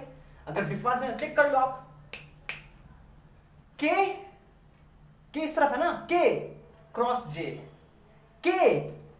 जे, थंब कहां पॉइंट कर रहा है, इस तरफ, माइनस एक्स एक्सिस, माइनस आई, ठीक है। एंड सिमिलरली अगर हम के क्रॉस आई करते हैं तो आएगा पॉजिटिव जे, और अगर हम आई क्रॉस के करते हैं तो आएगा माइनस जे। चेक कर लीजिए, ये है के पॉजिटिव जेड एक्सिस, ये एक्स, के क्रॉस एक्स, थंब कहां ऊपर क्या है, पॉजिटिव वाई एक्सिस, तो नीचे से, ठीक है, समझ में आया, ठीक है। अब आता है भैया याद कैसे रखेंगे इसको, हम लोग इसको। अच्छा, हम यहीं पे फिर से नोट कर दे रहे हैं, ये एक सेट ऑफ रूल्स है, एंड सिमिलरली इस जगह मेरे पास हम फिर से याद यूज कर ले रहे हैं, हम यहाँ पर फिर से इसको ये भी लिख दे रहे हैं एक बार कॉम्पैक्ट फॉर्म में लिखने के लिए, I cross I is equals to J cross J is equals to K cross K is equals to null vector.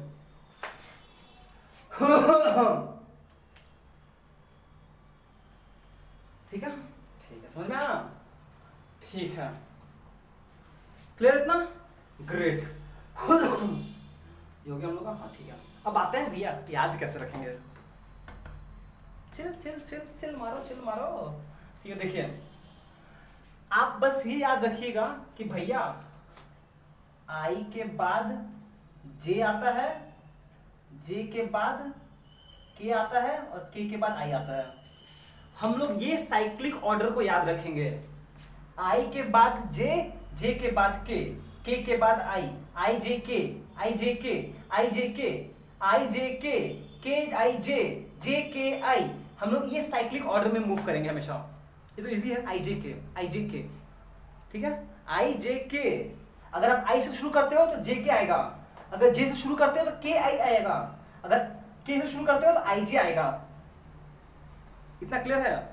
हम लोग, आप बस ये दिमाग में लोगे, आई जे के को मुझे साइक्लिक ऑर्डर में मूव करना है, आई जे के साइक्लिक ऑर्डर में मूव करना है मुझे, रिवर्स नहीं। अगर आप आई से शुरू करते हो तो जे के आएगा, अगर जे से शुरू करते हो तो के फिर आई आएगा, अगर के से शुरू करते हो तो आई और जे आएगा। ठीक है, बस इतना, काम खत्म, और कुछ नहीं। ठीक है, ठीक है, अब देखिए देखिए देखिए देखिए,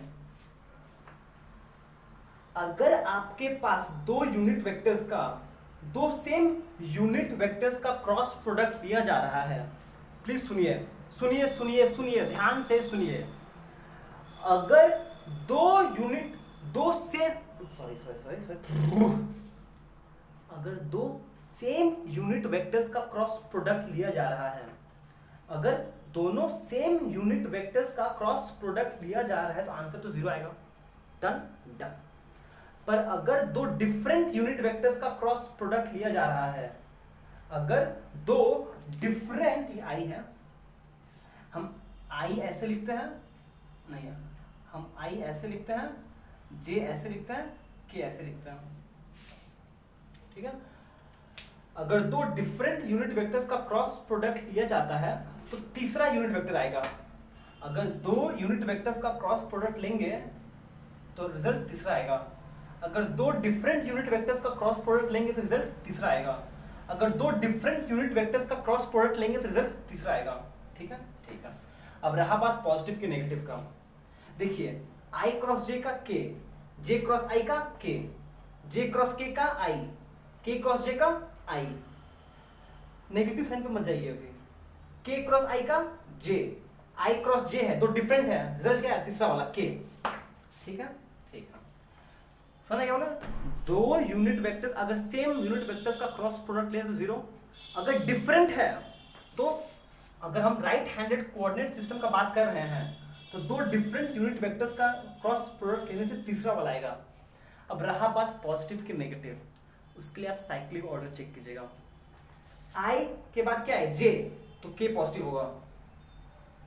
पर जे के बाद आई है, नहीं, जे के बाद तो के आता है, जे के बाद तो के आना चाहिए ना, पर जे आई लिखा हुआ है तो आंसर तो के ही होगा, पर नेगेटिव होगा।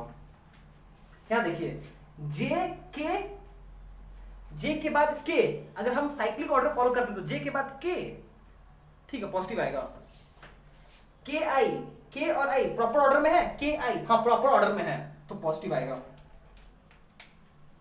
अगर प्रॉपर ऑर्डर में है तो पॉजिटिव, अगर प्रॉपर ऑर्डर में नहीं है तो नेगेटिव।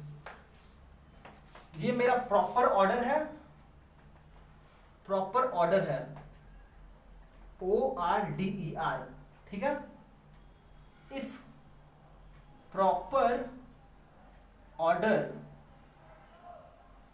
फॉलो हो रहा है तो positive, if proper order is not followed तो नेगेटिव। ठीक, समझ में आया इतना? ठीक है, समझ में आया ना? सिंपल सा क्वेश्चन देता है आपको, एग्जांपल देता है, सिंपल सा एग्जांपल। जगह है मेरे पास नीचे? जगह है, हाँ यहाँ पे है जगह, बहुत सारा क्वेश्चन कर सकते हैं हम लोग चाहे तो। यहाँ पर एक क्वेश्चन करते, टेंशन करते भैया, चलिए सिंपल सा क्वेश्चन करते हैं। 2i क्रॉस 3j, ठीक है। देखिए 2 मतलब क्या हुआ, ये तो आंसर तो 6 आ जाएगा, 6 इंटू आई क्रॉस जे, 6 2 इंटू 6 आई क्रॉस जे। आई के बाद जे आता है, सेम ऑर्डर में है और ये दोनों डिफरेंट है तो आंसर आएगा 6। आई और जे है तो के आएगा ही, पर पॉजिटिव के नेगेटिव, सिंस आई और जे सेम ऑर्डर में है तो पॉजिटिव। ठीक है, वही अगर ये होता माइनस के प्लस 3, नहीं रुक जाओ, माइनस 3 क्रॉस 2j, माइनस 3 के क्रॉस 2j, 3 क्रॉस 2 6, क्या बचा? के क्रॉस j अच्छा, दोनों डिफरेंट है तो आएगा आई, 6 आई आएगा, आई आएगा, पर के के बाद तो आई आना चाहिए था, पर जे आ गया है तो माइनस आई, आंसर हो जाएगा -6 आई कैप। समझ में आ रहा है क्या बोल रहा हूं? चलिए एक और करना दिखाना है, एक और दिखाना है मेरे को, बहुत इंपॉर्टेंट है वो चीज। सी वाला एक और कर देते हैं, जगह है मेरे पास नीचे, जगह ही तो नहीं होता मेरे को लगता है। ठीक है, एक सेकेंड यहाँ कर देता हूँ। सी मान लो 2i क्रॉस -3k, ठीक है। देखो अब प्लीज देखो क्या हो रहा है, 2 इंटू -3 -6, बचा क्या, i cross k, minus sign हम इसको दे दिए हैं, 2 इंटू -3 -6, i क्रॉस k बचा, i क्रॉस k। अब नोटिस करो आप, यहां पर i क्रॉस k है, दोनों डिफरेंट है, तो आंसर आएगा j, ठीक है, j। i क्रॉस k है, दोनों डिफरेंट है, j आएगा, पर क्या सेम ऑर्डर है, i के बाद तो j आना चाहिए, पर k आ गया, कोई नहीं, यहां पर नेगेटिव दे दो, तो फाइनली आंसर हो जाएगा ये नेगेटिव प्लस 6j। देखिए समझ में आया कि नहीं आया आपको? इससे ज्यादा हम कुछ नहीं बोल सकते अब, बाकी आपका मर्जी। चलो आप इसको अच्छे देखिए, नोट डाउन कीजिए, कुछ समझिए, सारे एग्जांपल्स भी नोट डाउन कीजिएगा, ठीक है। चलिए नेक्स्ट स्लाइड में मूव करते हैं। चलिए भैया, अब हम लोग को आज का लास्ट टॉपिक है जो है क्रॉस प्रोडक्ट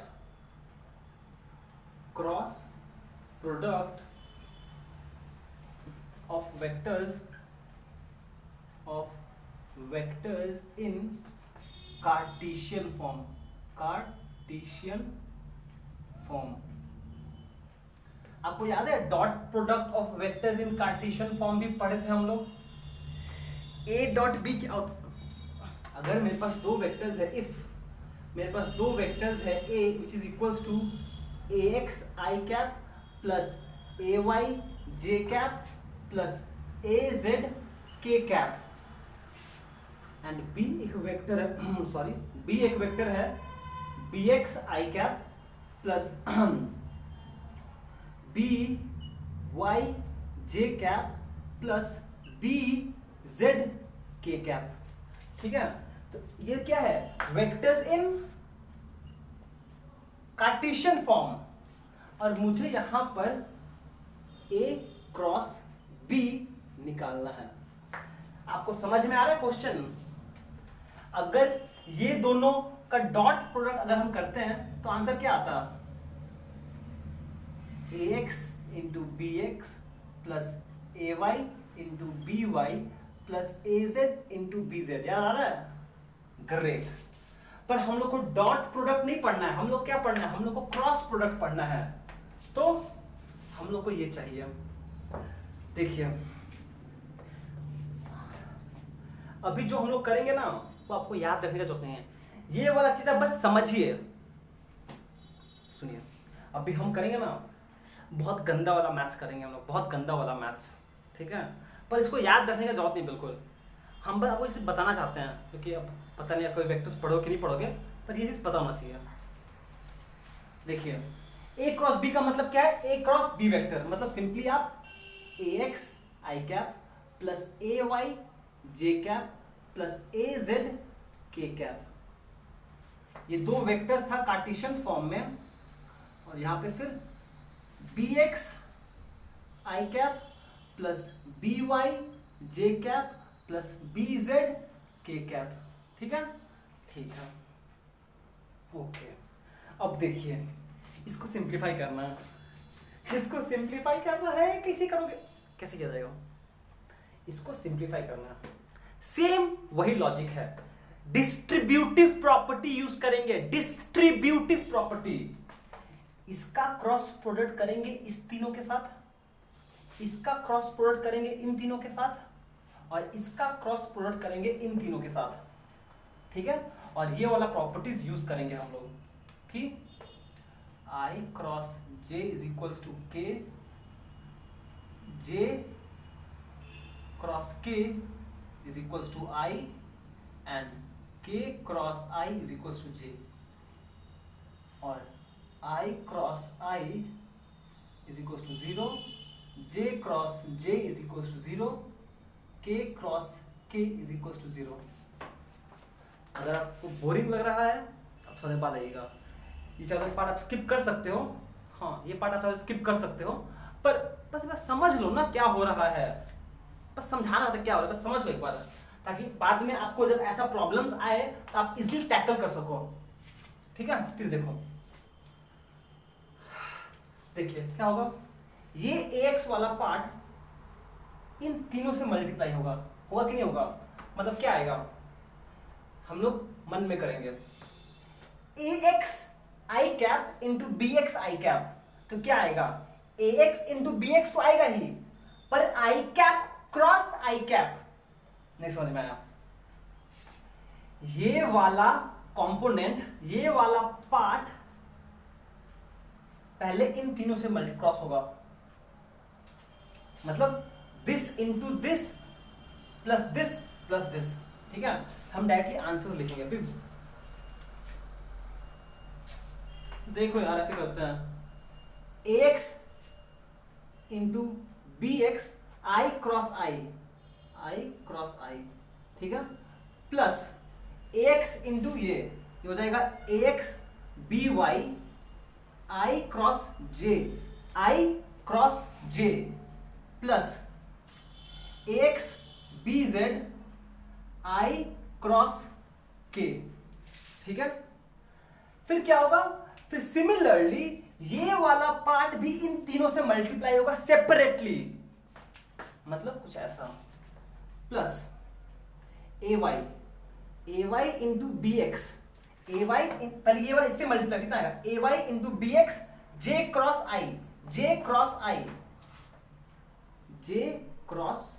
आई, ठीक है, plus A Y B Y J cross J A Y B Y plus A Y B Z J cross K. ठीक, प्लस फिर से हमारे ये वाले भैया जाके युद्ध करेंगे इन तीनों से, मतलब this into cross this plus this cross this plus this cross this, ये हो जाएगा ए जेड बी एक्स क्रॉस के क्रॉस आई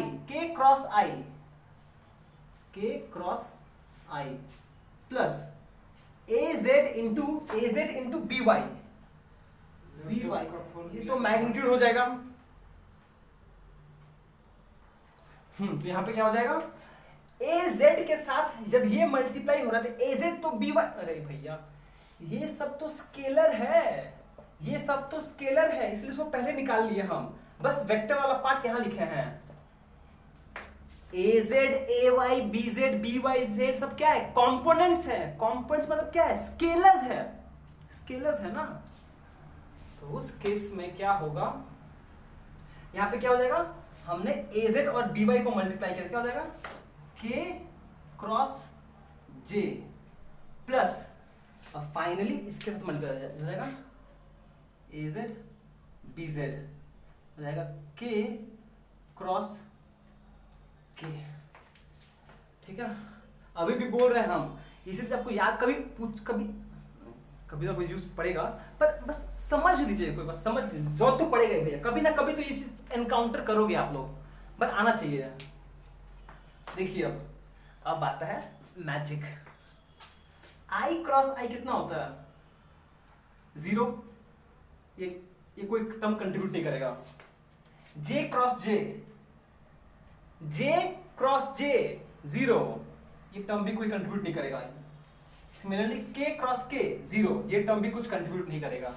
ठीक है, अब देखिए कंट्रीब्यूशन कहां से आएगा, 1 2 3 4 5 6, ये 3 टर्म्स कंट्रीब्यूशन करेगा, और वो क्या करेगा ये देखते हैं।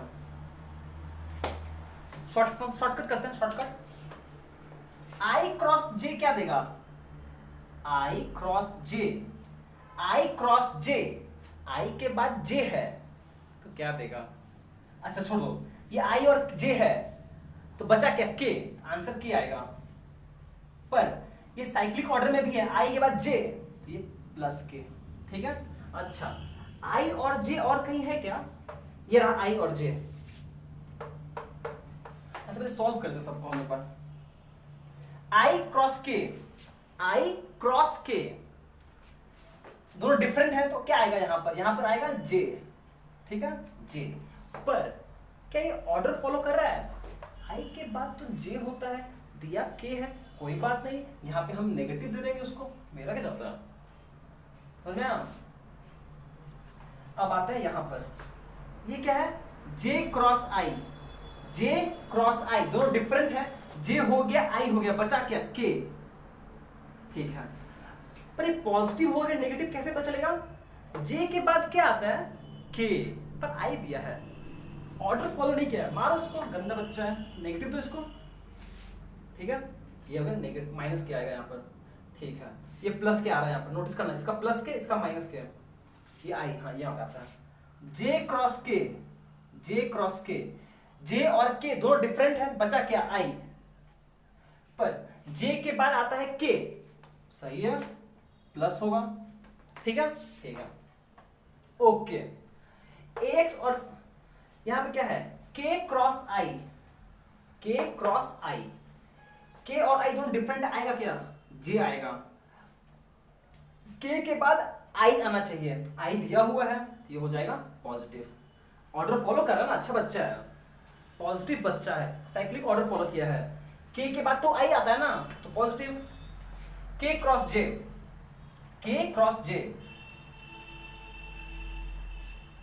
के और जे दोनों डिफरेंट है, तो आएगा, बचा क्या, आई, पर के बाद जे दिया हुआ है, के बाद तो आई आता है, आई जे के आई, आई नेगेटिव, और बाकी सारा ये जीरो, ये जीरो, ये जीरो, जीरो, ये जीरो, ठीक है, ठीक है, समझ में आया। प्रैक्टिस हो गया ना, ये तो मेन चीज, बस प्रैक्टिस ही तो करना है, आप अकेले से खुद से कभी प्रैक्टिस करोगे नहीं, साथ में प्रैक्टिस कर लो। अब देखिए, अब हम कॉम्पैक्ट फॉर्म में लिख देंगे, बस पहले हम आई वाला लिखेंगे, आई कहां है, यहां से आई आ रहा है, यहां से आई आ रहा है, ये दोनों मेरे को आई दे रहा है, तो देखिए पहले ये प्लस है, ये माइनस है, तो हम आई, अब हम लोग 11 में एक साथ मल्टीपल स्टेप सीखना पड़ेगा हम लोग को, ये वाला आई आए, ये वाला आई है, तो फाइनली क्या आएगा यहाँ पे, अगर हम आई ले लें तो पॉजिटिव, ये पॉजिटिव लिखते हैं पहले, ए वाई बी जेड माइनस, इसको दे दिया हम, तो देगा minus A Z B Y, ठीक, ठीक, प्लस फिर लिखेंगे जे वाला हम, जे कहां से आ रहा है, ये वाला हो गया, ये वाला हो गया, जे कहां से आ रहा है, जे आ रहा है यहां से, और यहां, ए राम, यहां से आ रहा है, ये पॉजिटिव है, ये नेगेटिव है, तो पहले हम ये लिखेंगे, A Z B X minus, minus इसको दे दिया हम, तो ए एक्स बी जेड, ठीक, ठीक, आई जे प्लस के, ओके, ये हो गया, ये भी हो गया, और ये भी हो गया। के वाला कौन दे रहा है, ये वाला दे रहा है, और ये वाला दे रहा है, के, ये पॉजिटिव है, ये नेगेटिव है, तो हम पॉजिटिव वाला पहले लिखेंगे, तो हो जाएगा X B Y, X B Y minus, minus ये A Y B Z, A Y B Z, तो देखिए फाइनली आ गया। चलिए हम इसको ना आई सी एक्स बोल दे रहे हैं, इस क्वांटिटी को सी एक्स बोल रहे हैं हम, प्लस जे सी वाई, इस क्वांटिटी को सी वाई बोल रहे हैं, अरे यार गंदा काहे कर रहे हो भैया, ऐसे लिखो ना, plus J C Y plus K C Z, देखिए let C is equal to A cross B, तो फाइनली आपका C क्या आएगा, C vector which is equal to A cross B finally turns out to be C X I cap C Y J cap plus C Z K cap, जहां पे सी x हम word लिखेंगे नहीं, सुन लो मेरा पहले चुनाव खाली, ये मेरा सी एक्स है, ये सी वाई है, ये CZ है। देखिए फाइनली आया। इन दोनों का क्रॉस प्रोडक्ट करने पर जो फाइनल रिजल्ट आ रहा है वो भी एक वेक्टर क्वांटिटी है।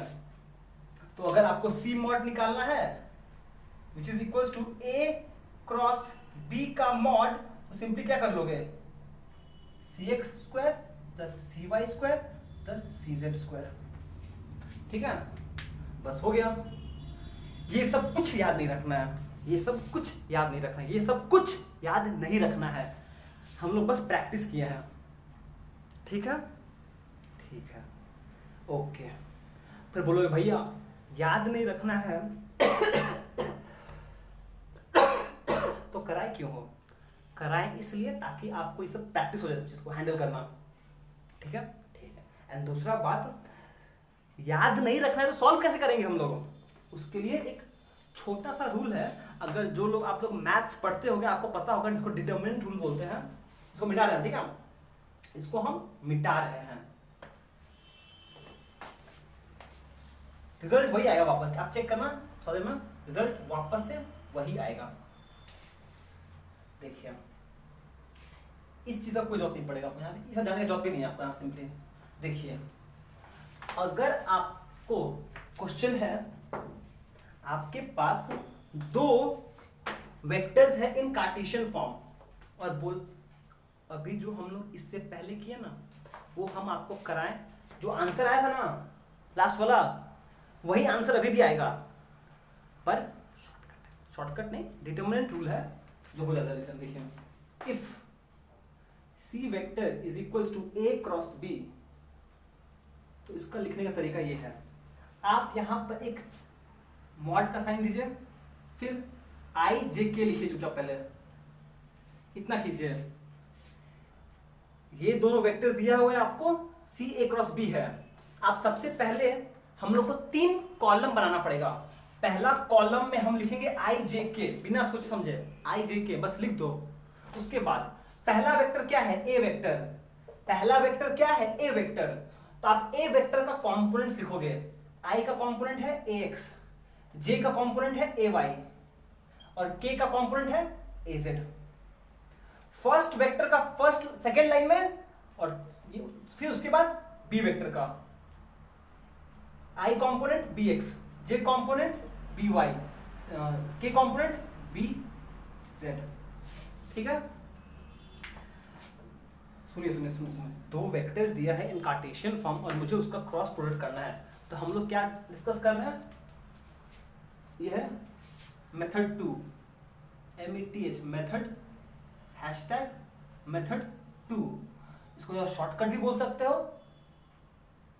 शॉर्टकट बोलना क्या सही नहीं होगा, डिटरमिनेंट रूल बोलते हैं इसको, डिटरमिनेंट रूल।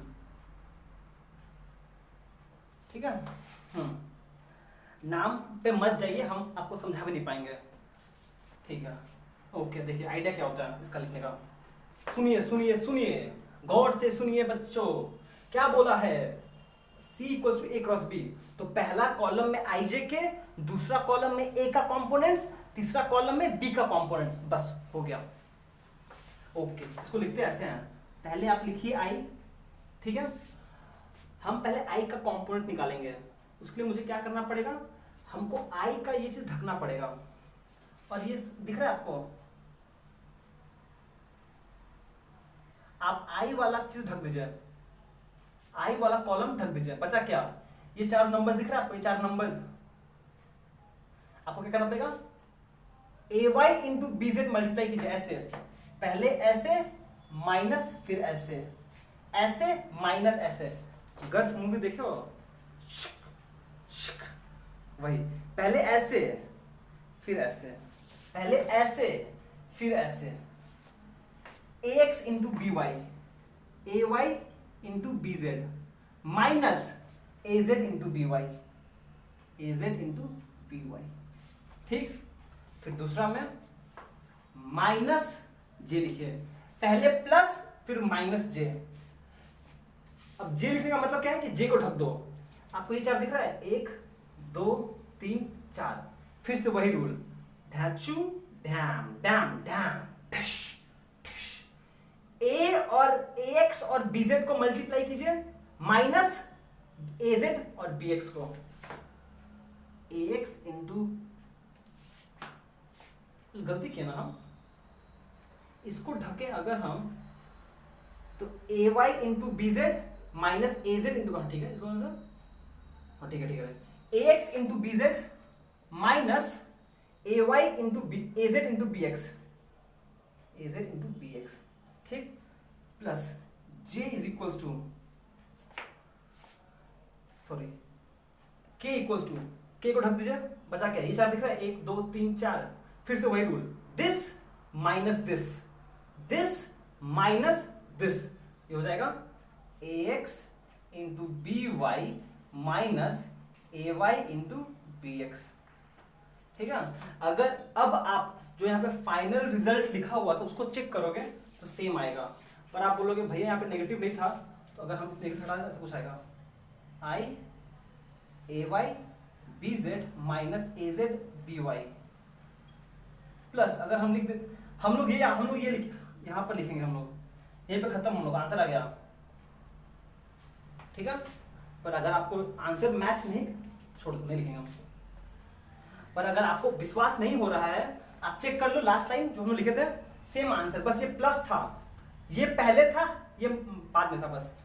अरे यार इसको अगर हम यहां से माइनस ले पहले, ये टर्म पहले आ जाएगा, ये प्लस हो जाएगा plus A Z B X minus A x B Z, ठीक है, देखो सेम आ गया।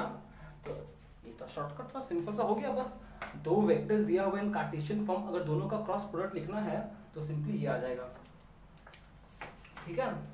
तो इसको हम लिख सकते हैं यहाँ से, फिर से वही चीज हो गया, i into C X plus J into C Y plus K into C Z, ये हो गया सी वेक्टर।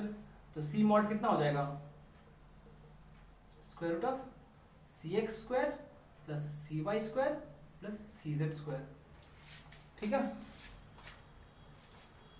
सी मॉड मतलब क्या है एक्चुअली में, ए क्रॉस बी मॉड, ठीक। तो फाइनली ए क्रॉस बी को लिख सकते हो आप चाहो तो ए क्रॉस बी का मॉड इंटू एन कैप, तो यहां से एन कैप क्या हो जाएगा, ए cross B by A cross B का मॉड, ठीक है। समझ में आया कि नहीं आया, फिर से वही चीज पुराना कहानी, ठीक है।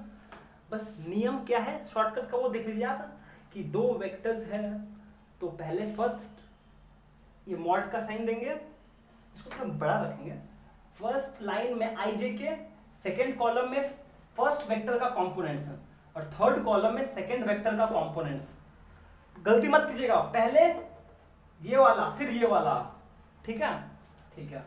एंड उस केस में आपको क्या करना पड़ेगा, सिंपली आप लिखिए आई, और आई का कंपोनेंट निकालने के लिए आपको आई को ढक के ही चार दिख रहा है आपको, ये चारों, दिस माइनस दिस, मतलब A Y into B Z minus A Z into B Y, फिर पहले प्लस फिर माइनस, माइनस जे, बीच वाला माइनस होगा, मत पूछिए क्यों,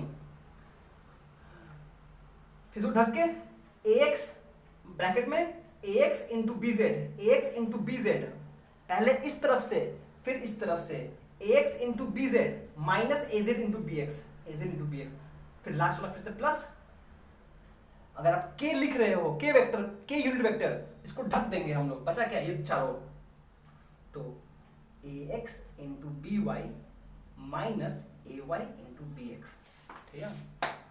और देखिए जब हम लोग न्यूमेरिकल्स करेंगे तो हम लोग यहाँ पर नंबर्स से डील करेंगे, नंबर्स से, तो ये चीज बहुत इजी होगा, कुछ डिफिकल्ट नहीं होगा यहाँ पर, ठीक है। अभी हम कुछ न्यूमेरिकल्स नहीं कराएंगे, आज कितना टाइम हो गया, पूरी पापा टाइम हो गया, अभी हम कोई न्यूमेरिकल्स नहीं कराएंगे, ठीक है। आई होप आपको ये चीज समझ में आ गया हो, ये चीज इंपॉर्टेंट है हम लोग के लिए, ठीक है ठीक है। चलिए बस लास्ट का एक चीज और, बस 5 मिनट और, चलिए ये देखिए लास्ट टॉपिक आज का, पक्का लास्ट है, पक्का लास्ट लास्ट लास्ट लास्ट पक्का लास्ट है। देखिए स्केलर ट्रिपल प्रोडक्ट, ये चीज ना अगर हम नहीं भी पढ़ाएंगे ना फिर भी चलेगा, बस 5 मिनट लगेगा पढ़ाने में, नहीं पढ़ाएंगे फिर भी कोई बहुत बड़ा बात नहीं है, आप लोग कर लोगे प्रॉब्लम सारा। बट अगर पता होगा ना तो कैलकुलेशंस करने में आसानी होगा, बहुत आसानी होगा। ठीक है, कर लेते हैं, आइए। अच्छा, scalar triple product. Scalar triple product क्यों? क्योंकि देखिए ट्रिपल मतलब 3 वेक्टर्स है मेरे पास, ठीक है। ट्रिपल मतलब 3 वेक्टर्स है, प्रोडक्ट मतलब मल्टीप्लाई। हम यहां पे 3 वेक्टर्स को मल्टीप्लाई कर रहे हैं, ठीक है। बट जब मल्टीप्लाई कर रहे हैं ना, जो फाइनल रिजल्ट है वो स्केलर आएगा। 3 वेक्टर्स है, उसको मल्टीप्लाई कर रहे हैं सच दैट उसका रिजल्ट जो आएगा वो स्केलर है, इसलिए उसको बोलते हैं स्केलर ट्रिपल प्रोडक्ट। ठीक ठीक, okay. If we have 3 vectors A B C which are not coplanar, which are not coplanar। Coplanar मतलब पढ़े ना फर्स्ट चैप्टर में एपिसोड का, vectors which lie on the same plane, then the scalar triple product is denoted by, ऐसे note करते हैं ए B सी। अगर ए B सी लिखा हुआ है इसका मतलब ये हो जाएगा ए बी सी। ऑर्डर बहुत इंपॉर्टेंट है, ऑर्डर बहुत इंपॉर्टेंट है। ए बी सी इसका मतलब है ये हो जाएगा, आप सब ऐसे लिख सकते हो ए बी सी, ए बी सी, या फिर लिख सकते हैं हम बी सी ए, या फिर सी ए बी। हाँ, ऑर्डर बहुत इंपॉर्टेंट है। अगर ए बी सी लिखा हुआ है तो ऑर्डर बहुत इंपॉर्टेंट है। A B C, B C A, C A B, A B C, B C A, C A B, और ऐसे काम करता है। ए वेक्टर और सब वेक्टर है,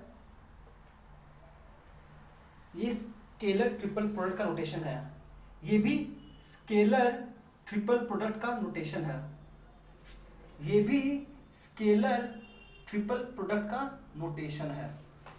मतलब कि पहला 2 वेक्टर्स का ब्रैकेट में 2 वेक्टर्स है जिसका क्रॉस प्रोडक्ट करना है। यहां से रिजल्ट का एक वेक्टर आएगा उसके साथ डॉट प्रोडक्ट करना है। ये होता है स्केलर ट्रिपल प्रोडक्ट का मतलब कि अगर ये चीज है तो आप ऑर्डर चेंज कर सकते हो, आप B dot C cross A लिख सकते हो, एक ही बात है। हम ये बोलना चाहते हैं कि आप चाहो तो इसको ये भी लिख सकते हो, मतलब कि आप चाहो तो ऑर्डर चेंज कर सकते हो। C क्रॉस A है ना, आप लिख सकते हो C dot A cross B, C dot A cross B, ये मैटर करते हैं A B C, ठीक है। And is defined as and is defined by and is given by फिर से वही चीज, वही पुराना कहानी, मॉड ऑफ ABC है ना, ABC है ना, या फिर ABC है, BCA है, या फिर CAB है, कोई मैटर नहीं करता है। आप चाहो तो डायरेक्टली लिख सकते हो, पहले AX का कंपोनेंट, फिर AY, फिर B का कंपोनेंट्स, फिर C का कंपोनेंट्स, फिर C का कंपोनेंट्स, CY CZ, और वही पुराना कहानी चलेगा यहाँ पर भी, वही फिर से पुराना कहानी चलेगा। क्या होगा वो कहानी? वो होगा ये वाला कहानी। पहले AX लिखोगे आप, पहले AX लिखोगे, AX इंटू उसको ढक दोगे, फिर ये चारों का वही this minus this, BY into CZ minus BZ into CY, BZ into CY, ठीक है, माइनस AY। अरे भैया जो ऊपर वाला ऊपर लिखोगे, माइनस AY इंटू, अब इसको ढक दोगे, फिर से वही कहानी dish BX into CZ, BX into CZ minus BZ into CX, BZ into CX plus AZ, ये वाला पहले ये लिखेंगे, फिर ये, इसके साथ प्लस, इसके साथ माइनस, इसके साथ plus, plus minus plus into, इसको ढक दीजिए, फिर this into this, BX into CY minus BY into CX, बस हो गया आंसर। ठीक है। और अगर आपको देख रहे हो ये एक स्केलर क्वांटिटी है, क्या है, is a scalar quantity, is a scalar quantity, इसीलिए स्केलर ट्रिपल प्रोडक्ट। यहां पे कोई आपको आई कैप जे कैप दिख रहा है? नहीं दिख रहा है, मतलब स्केलर क्वांटिटी है, ठीक है।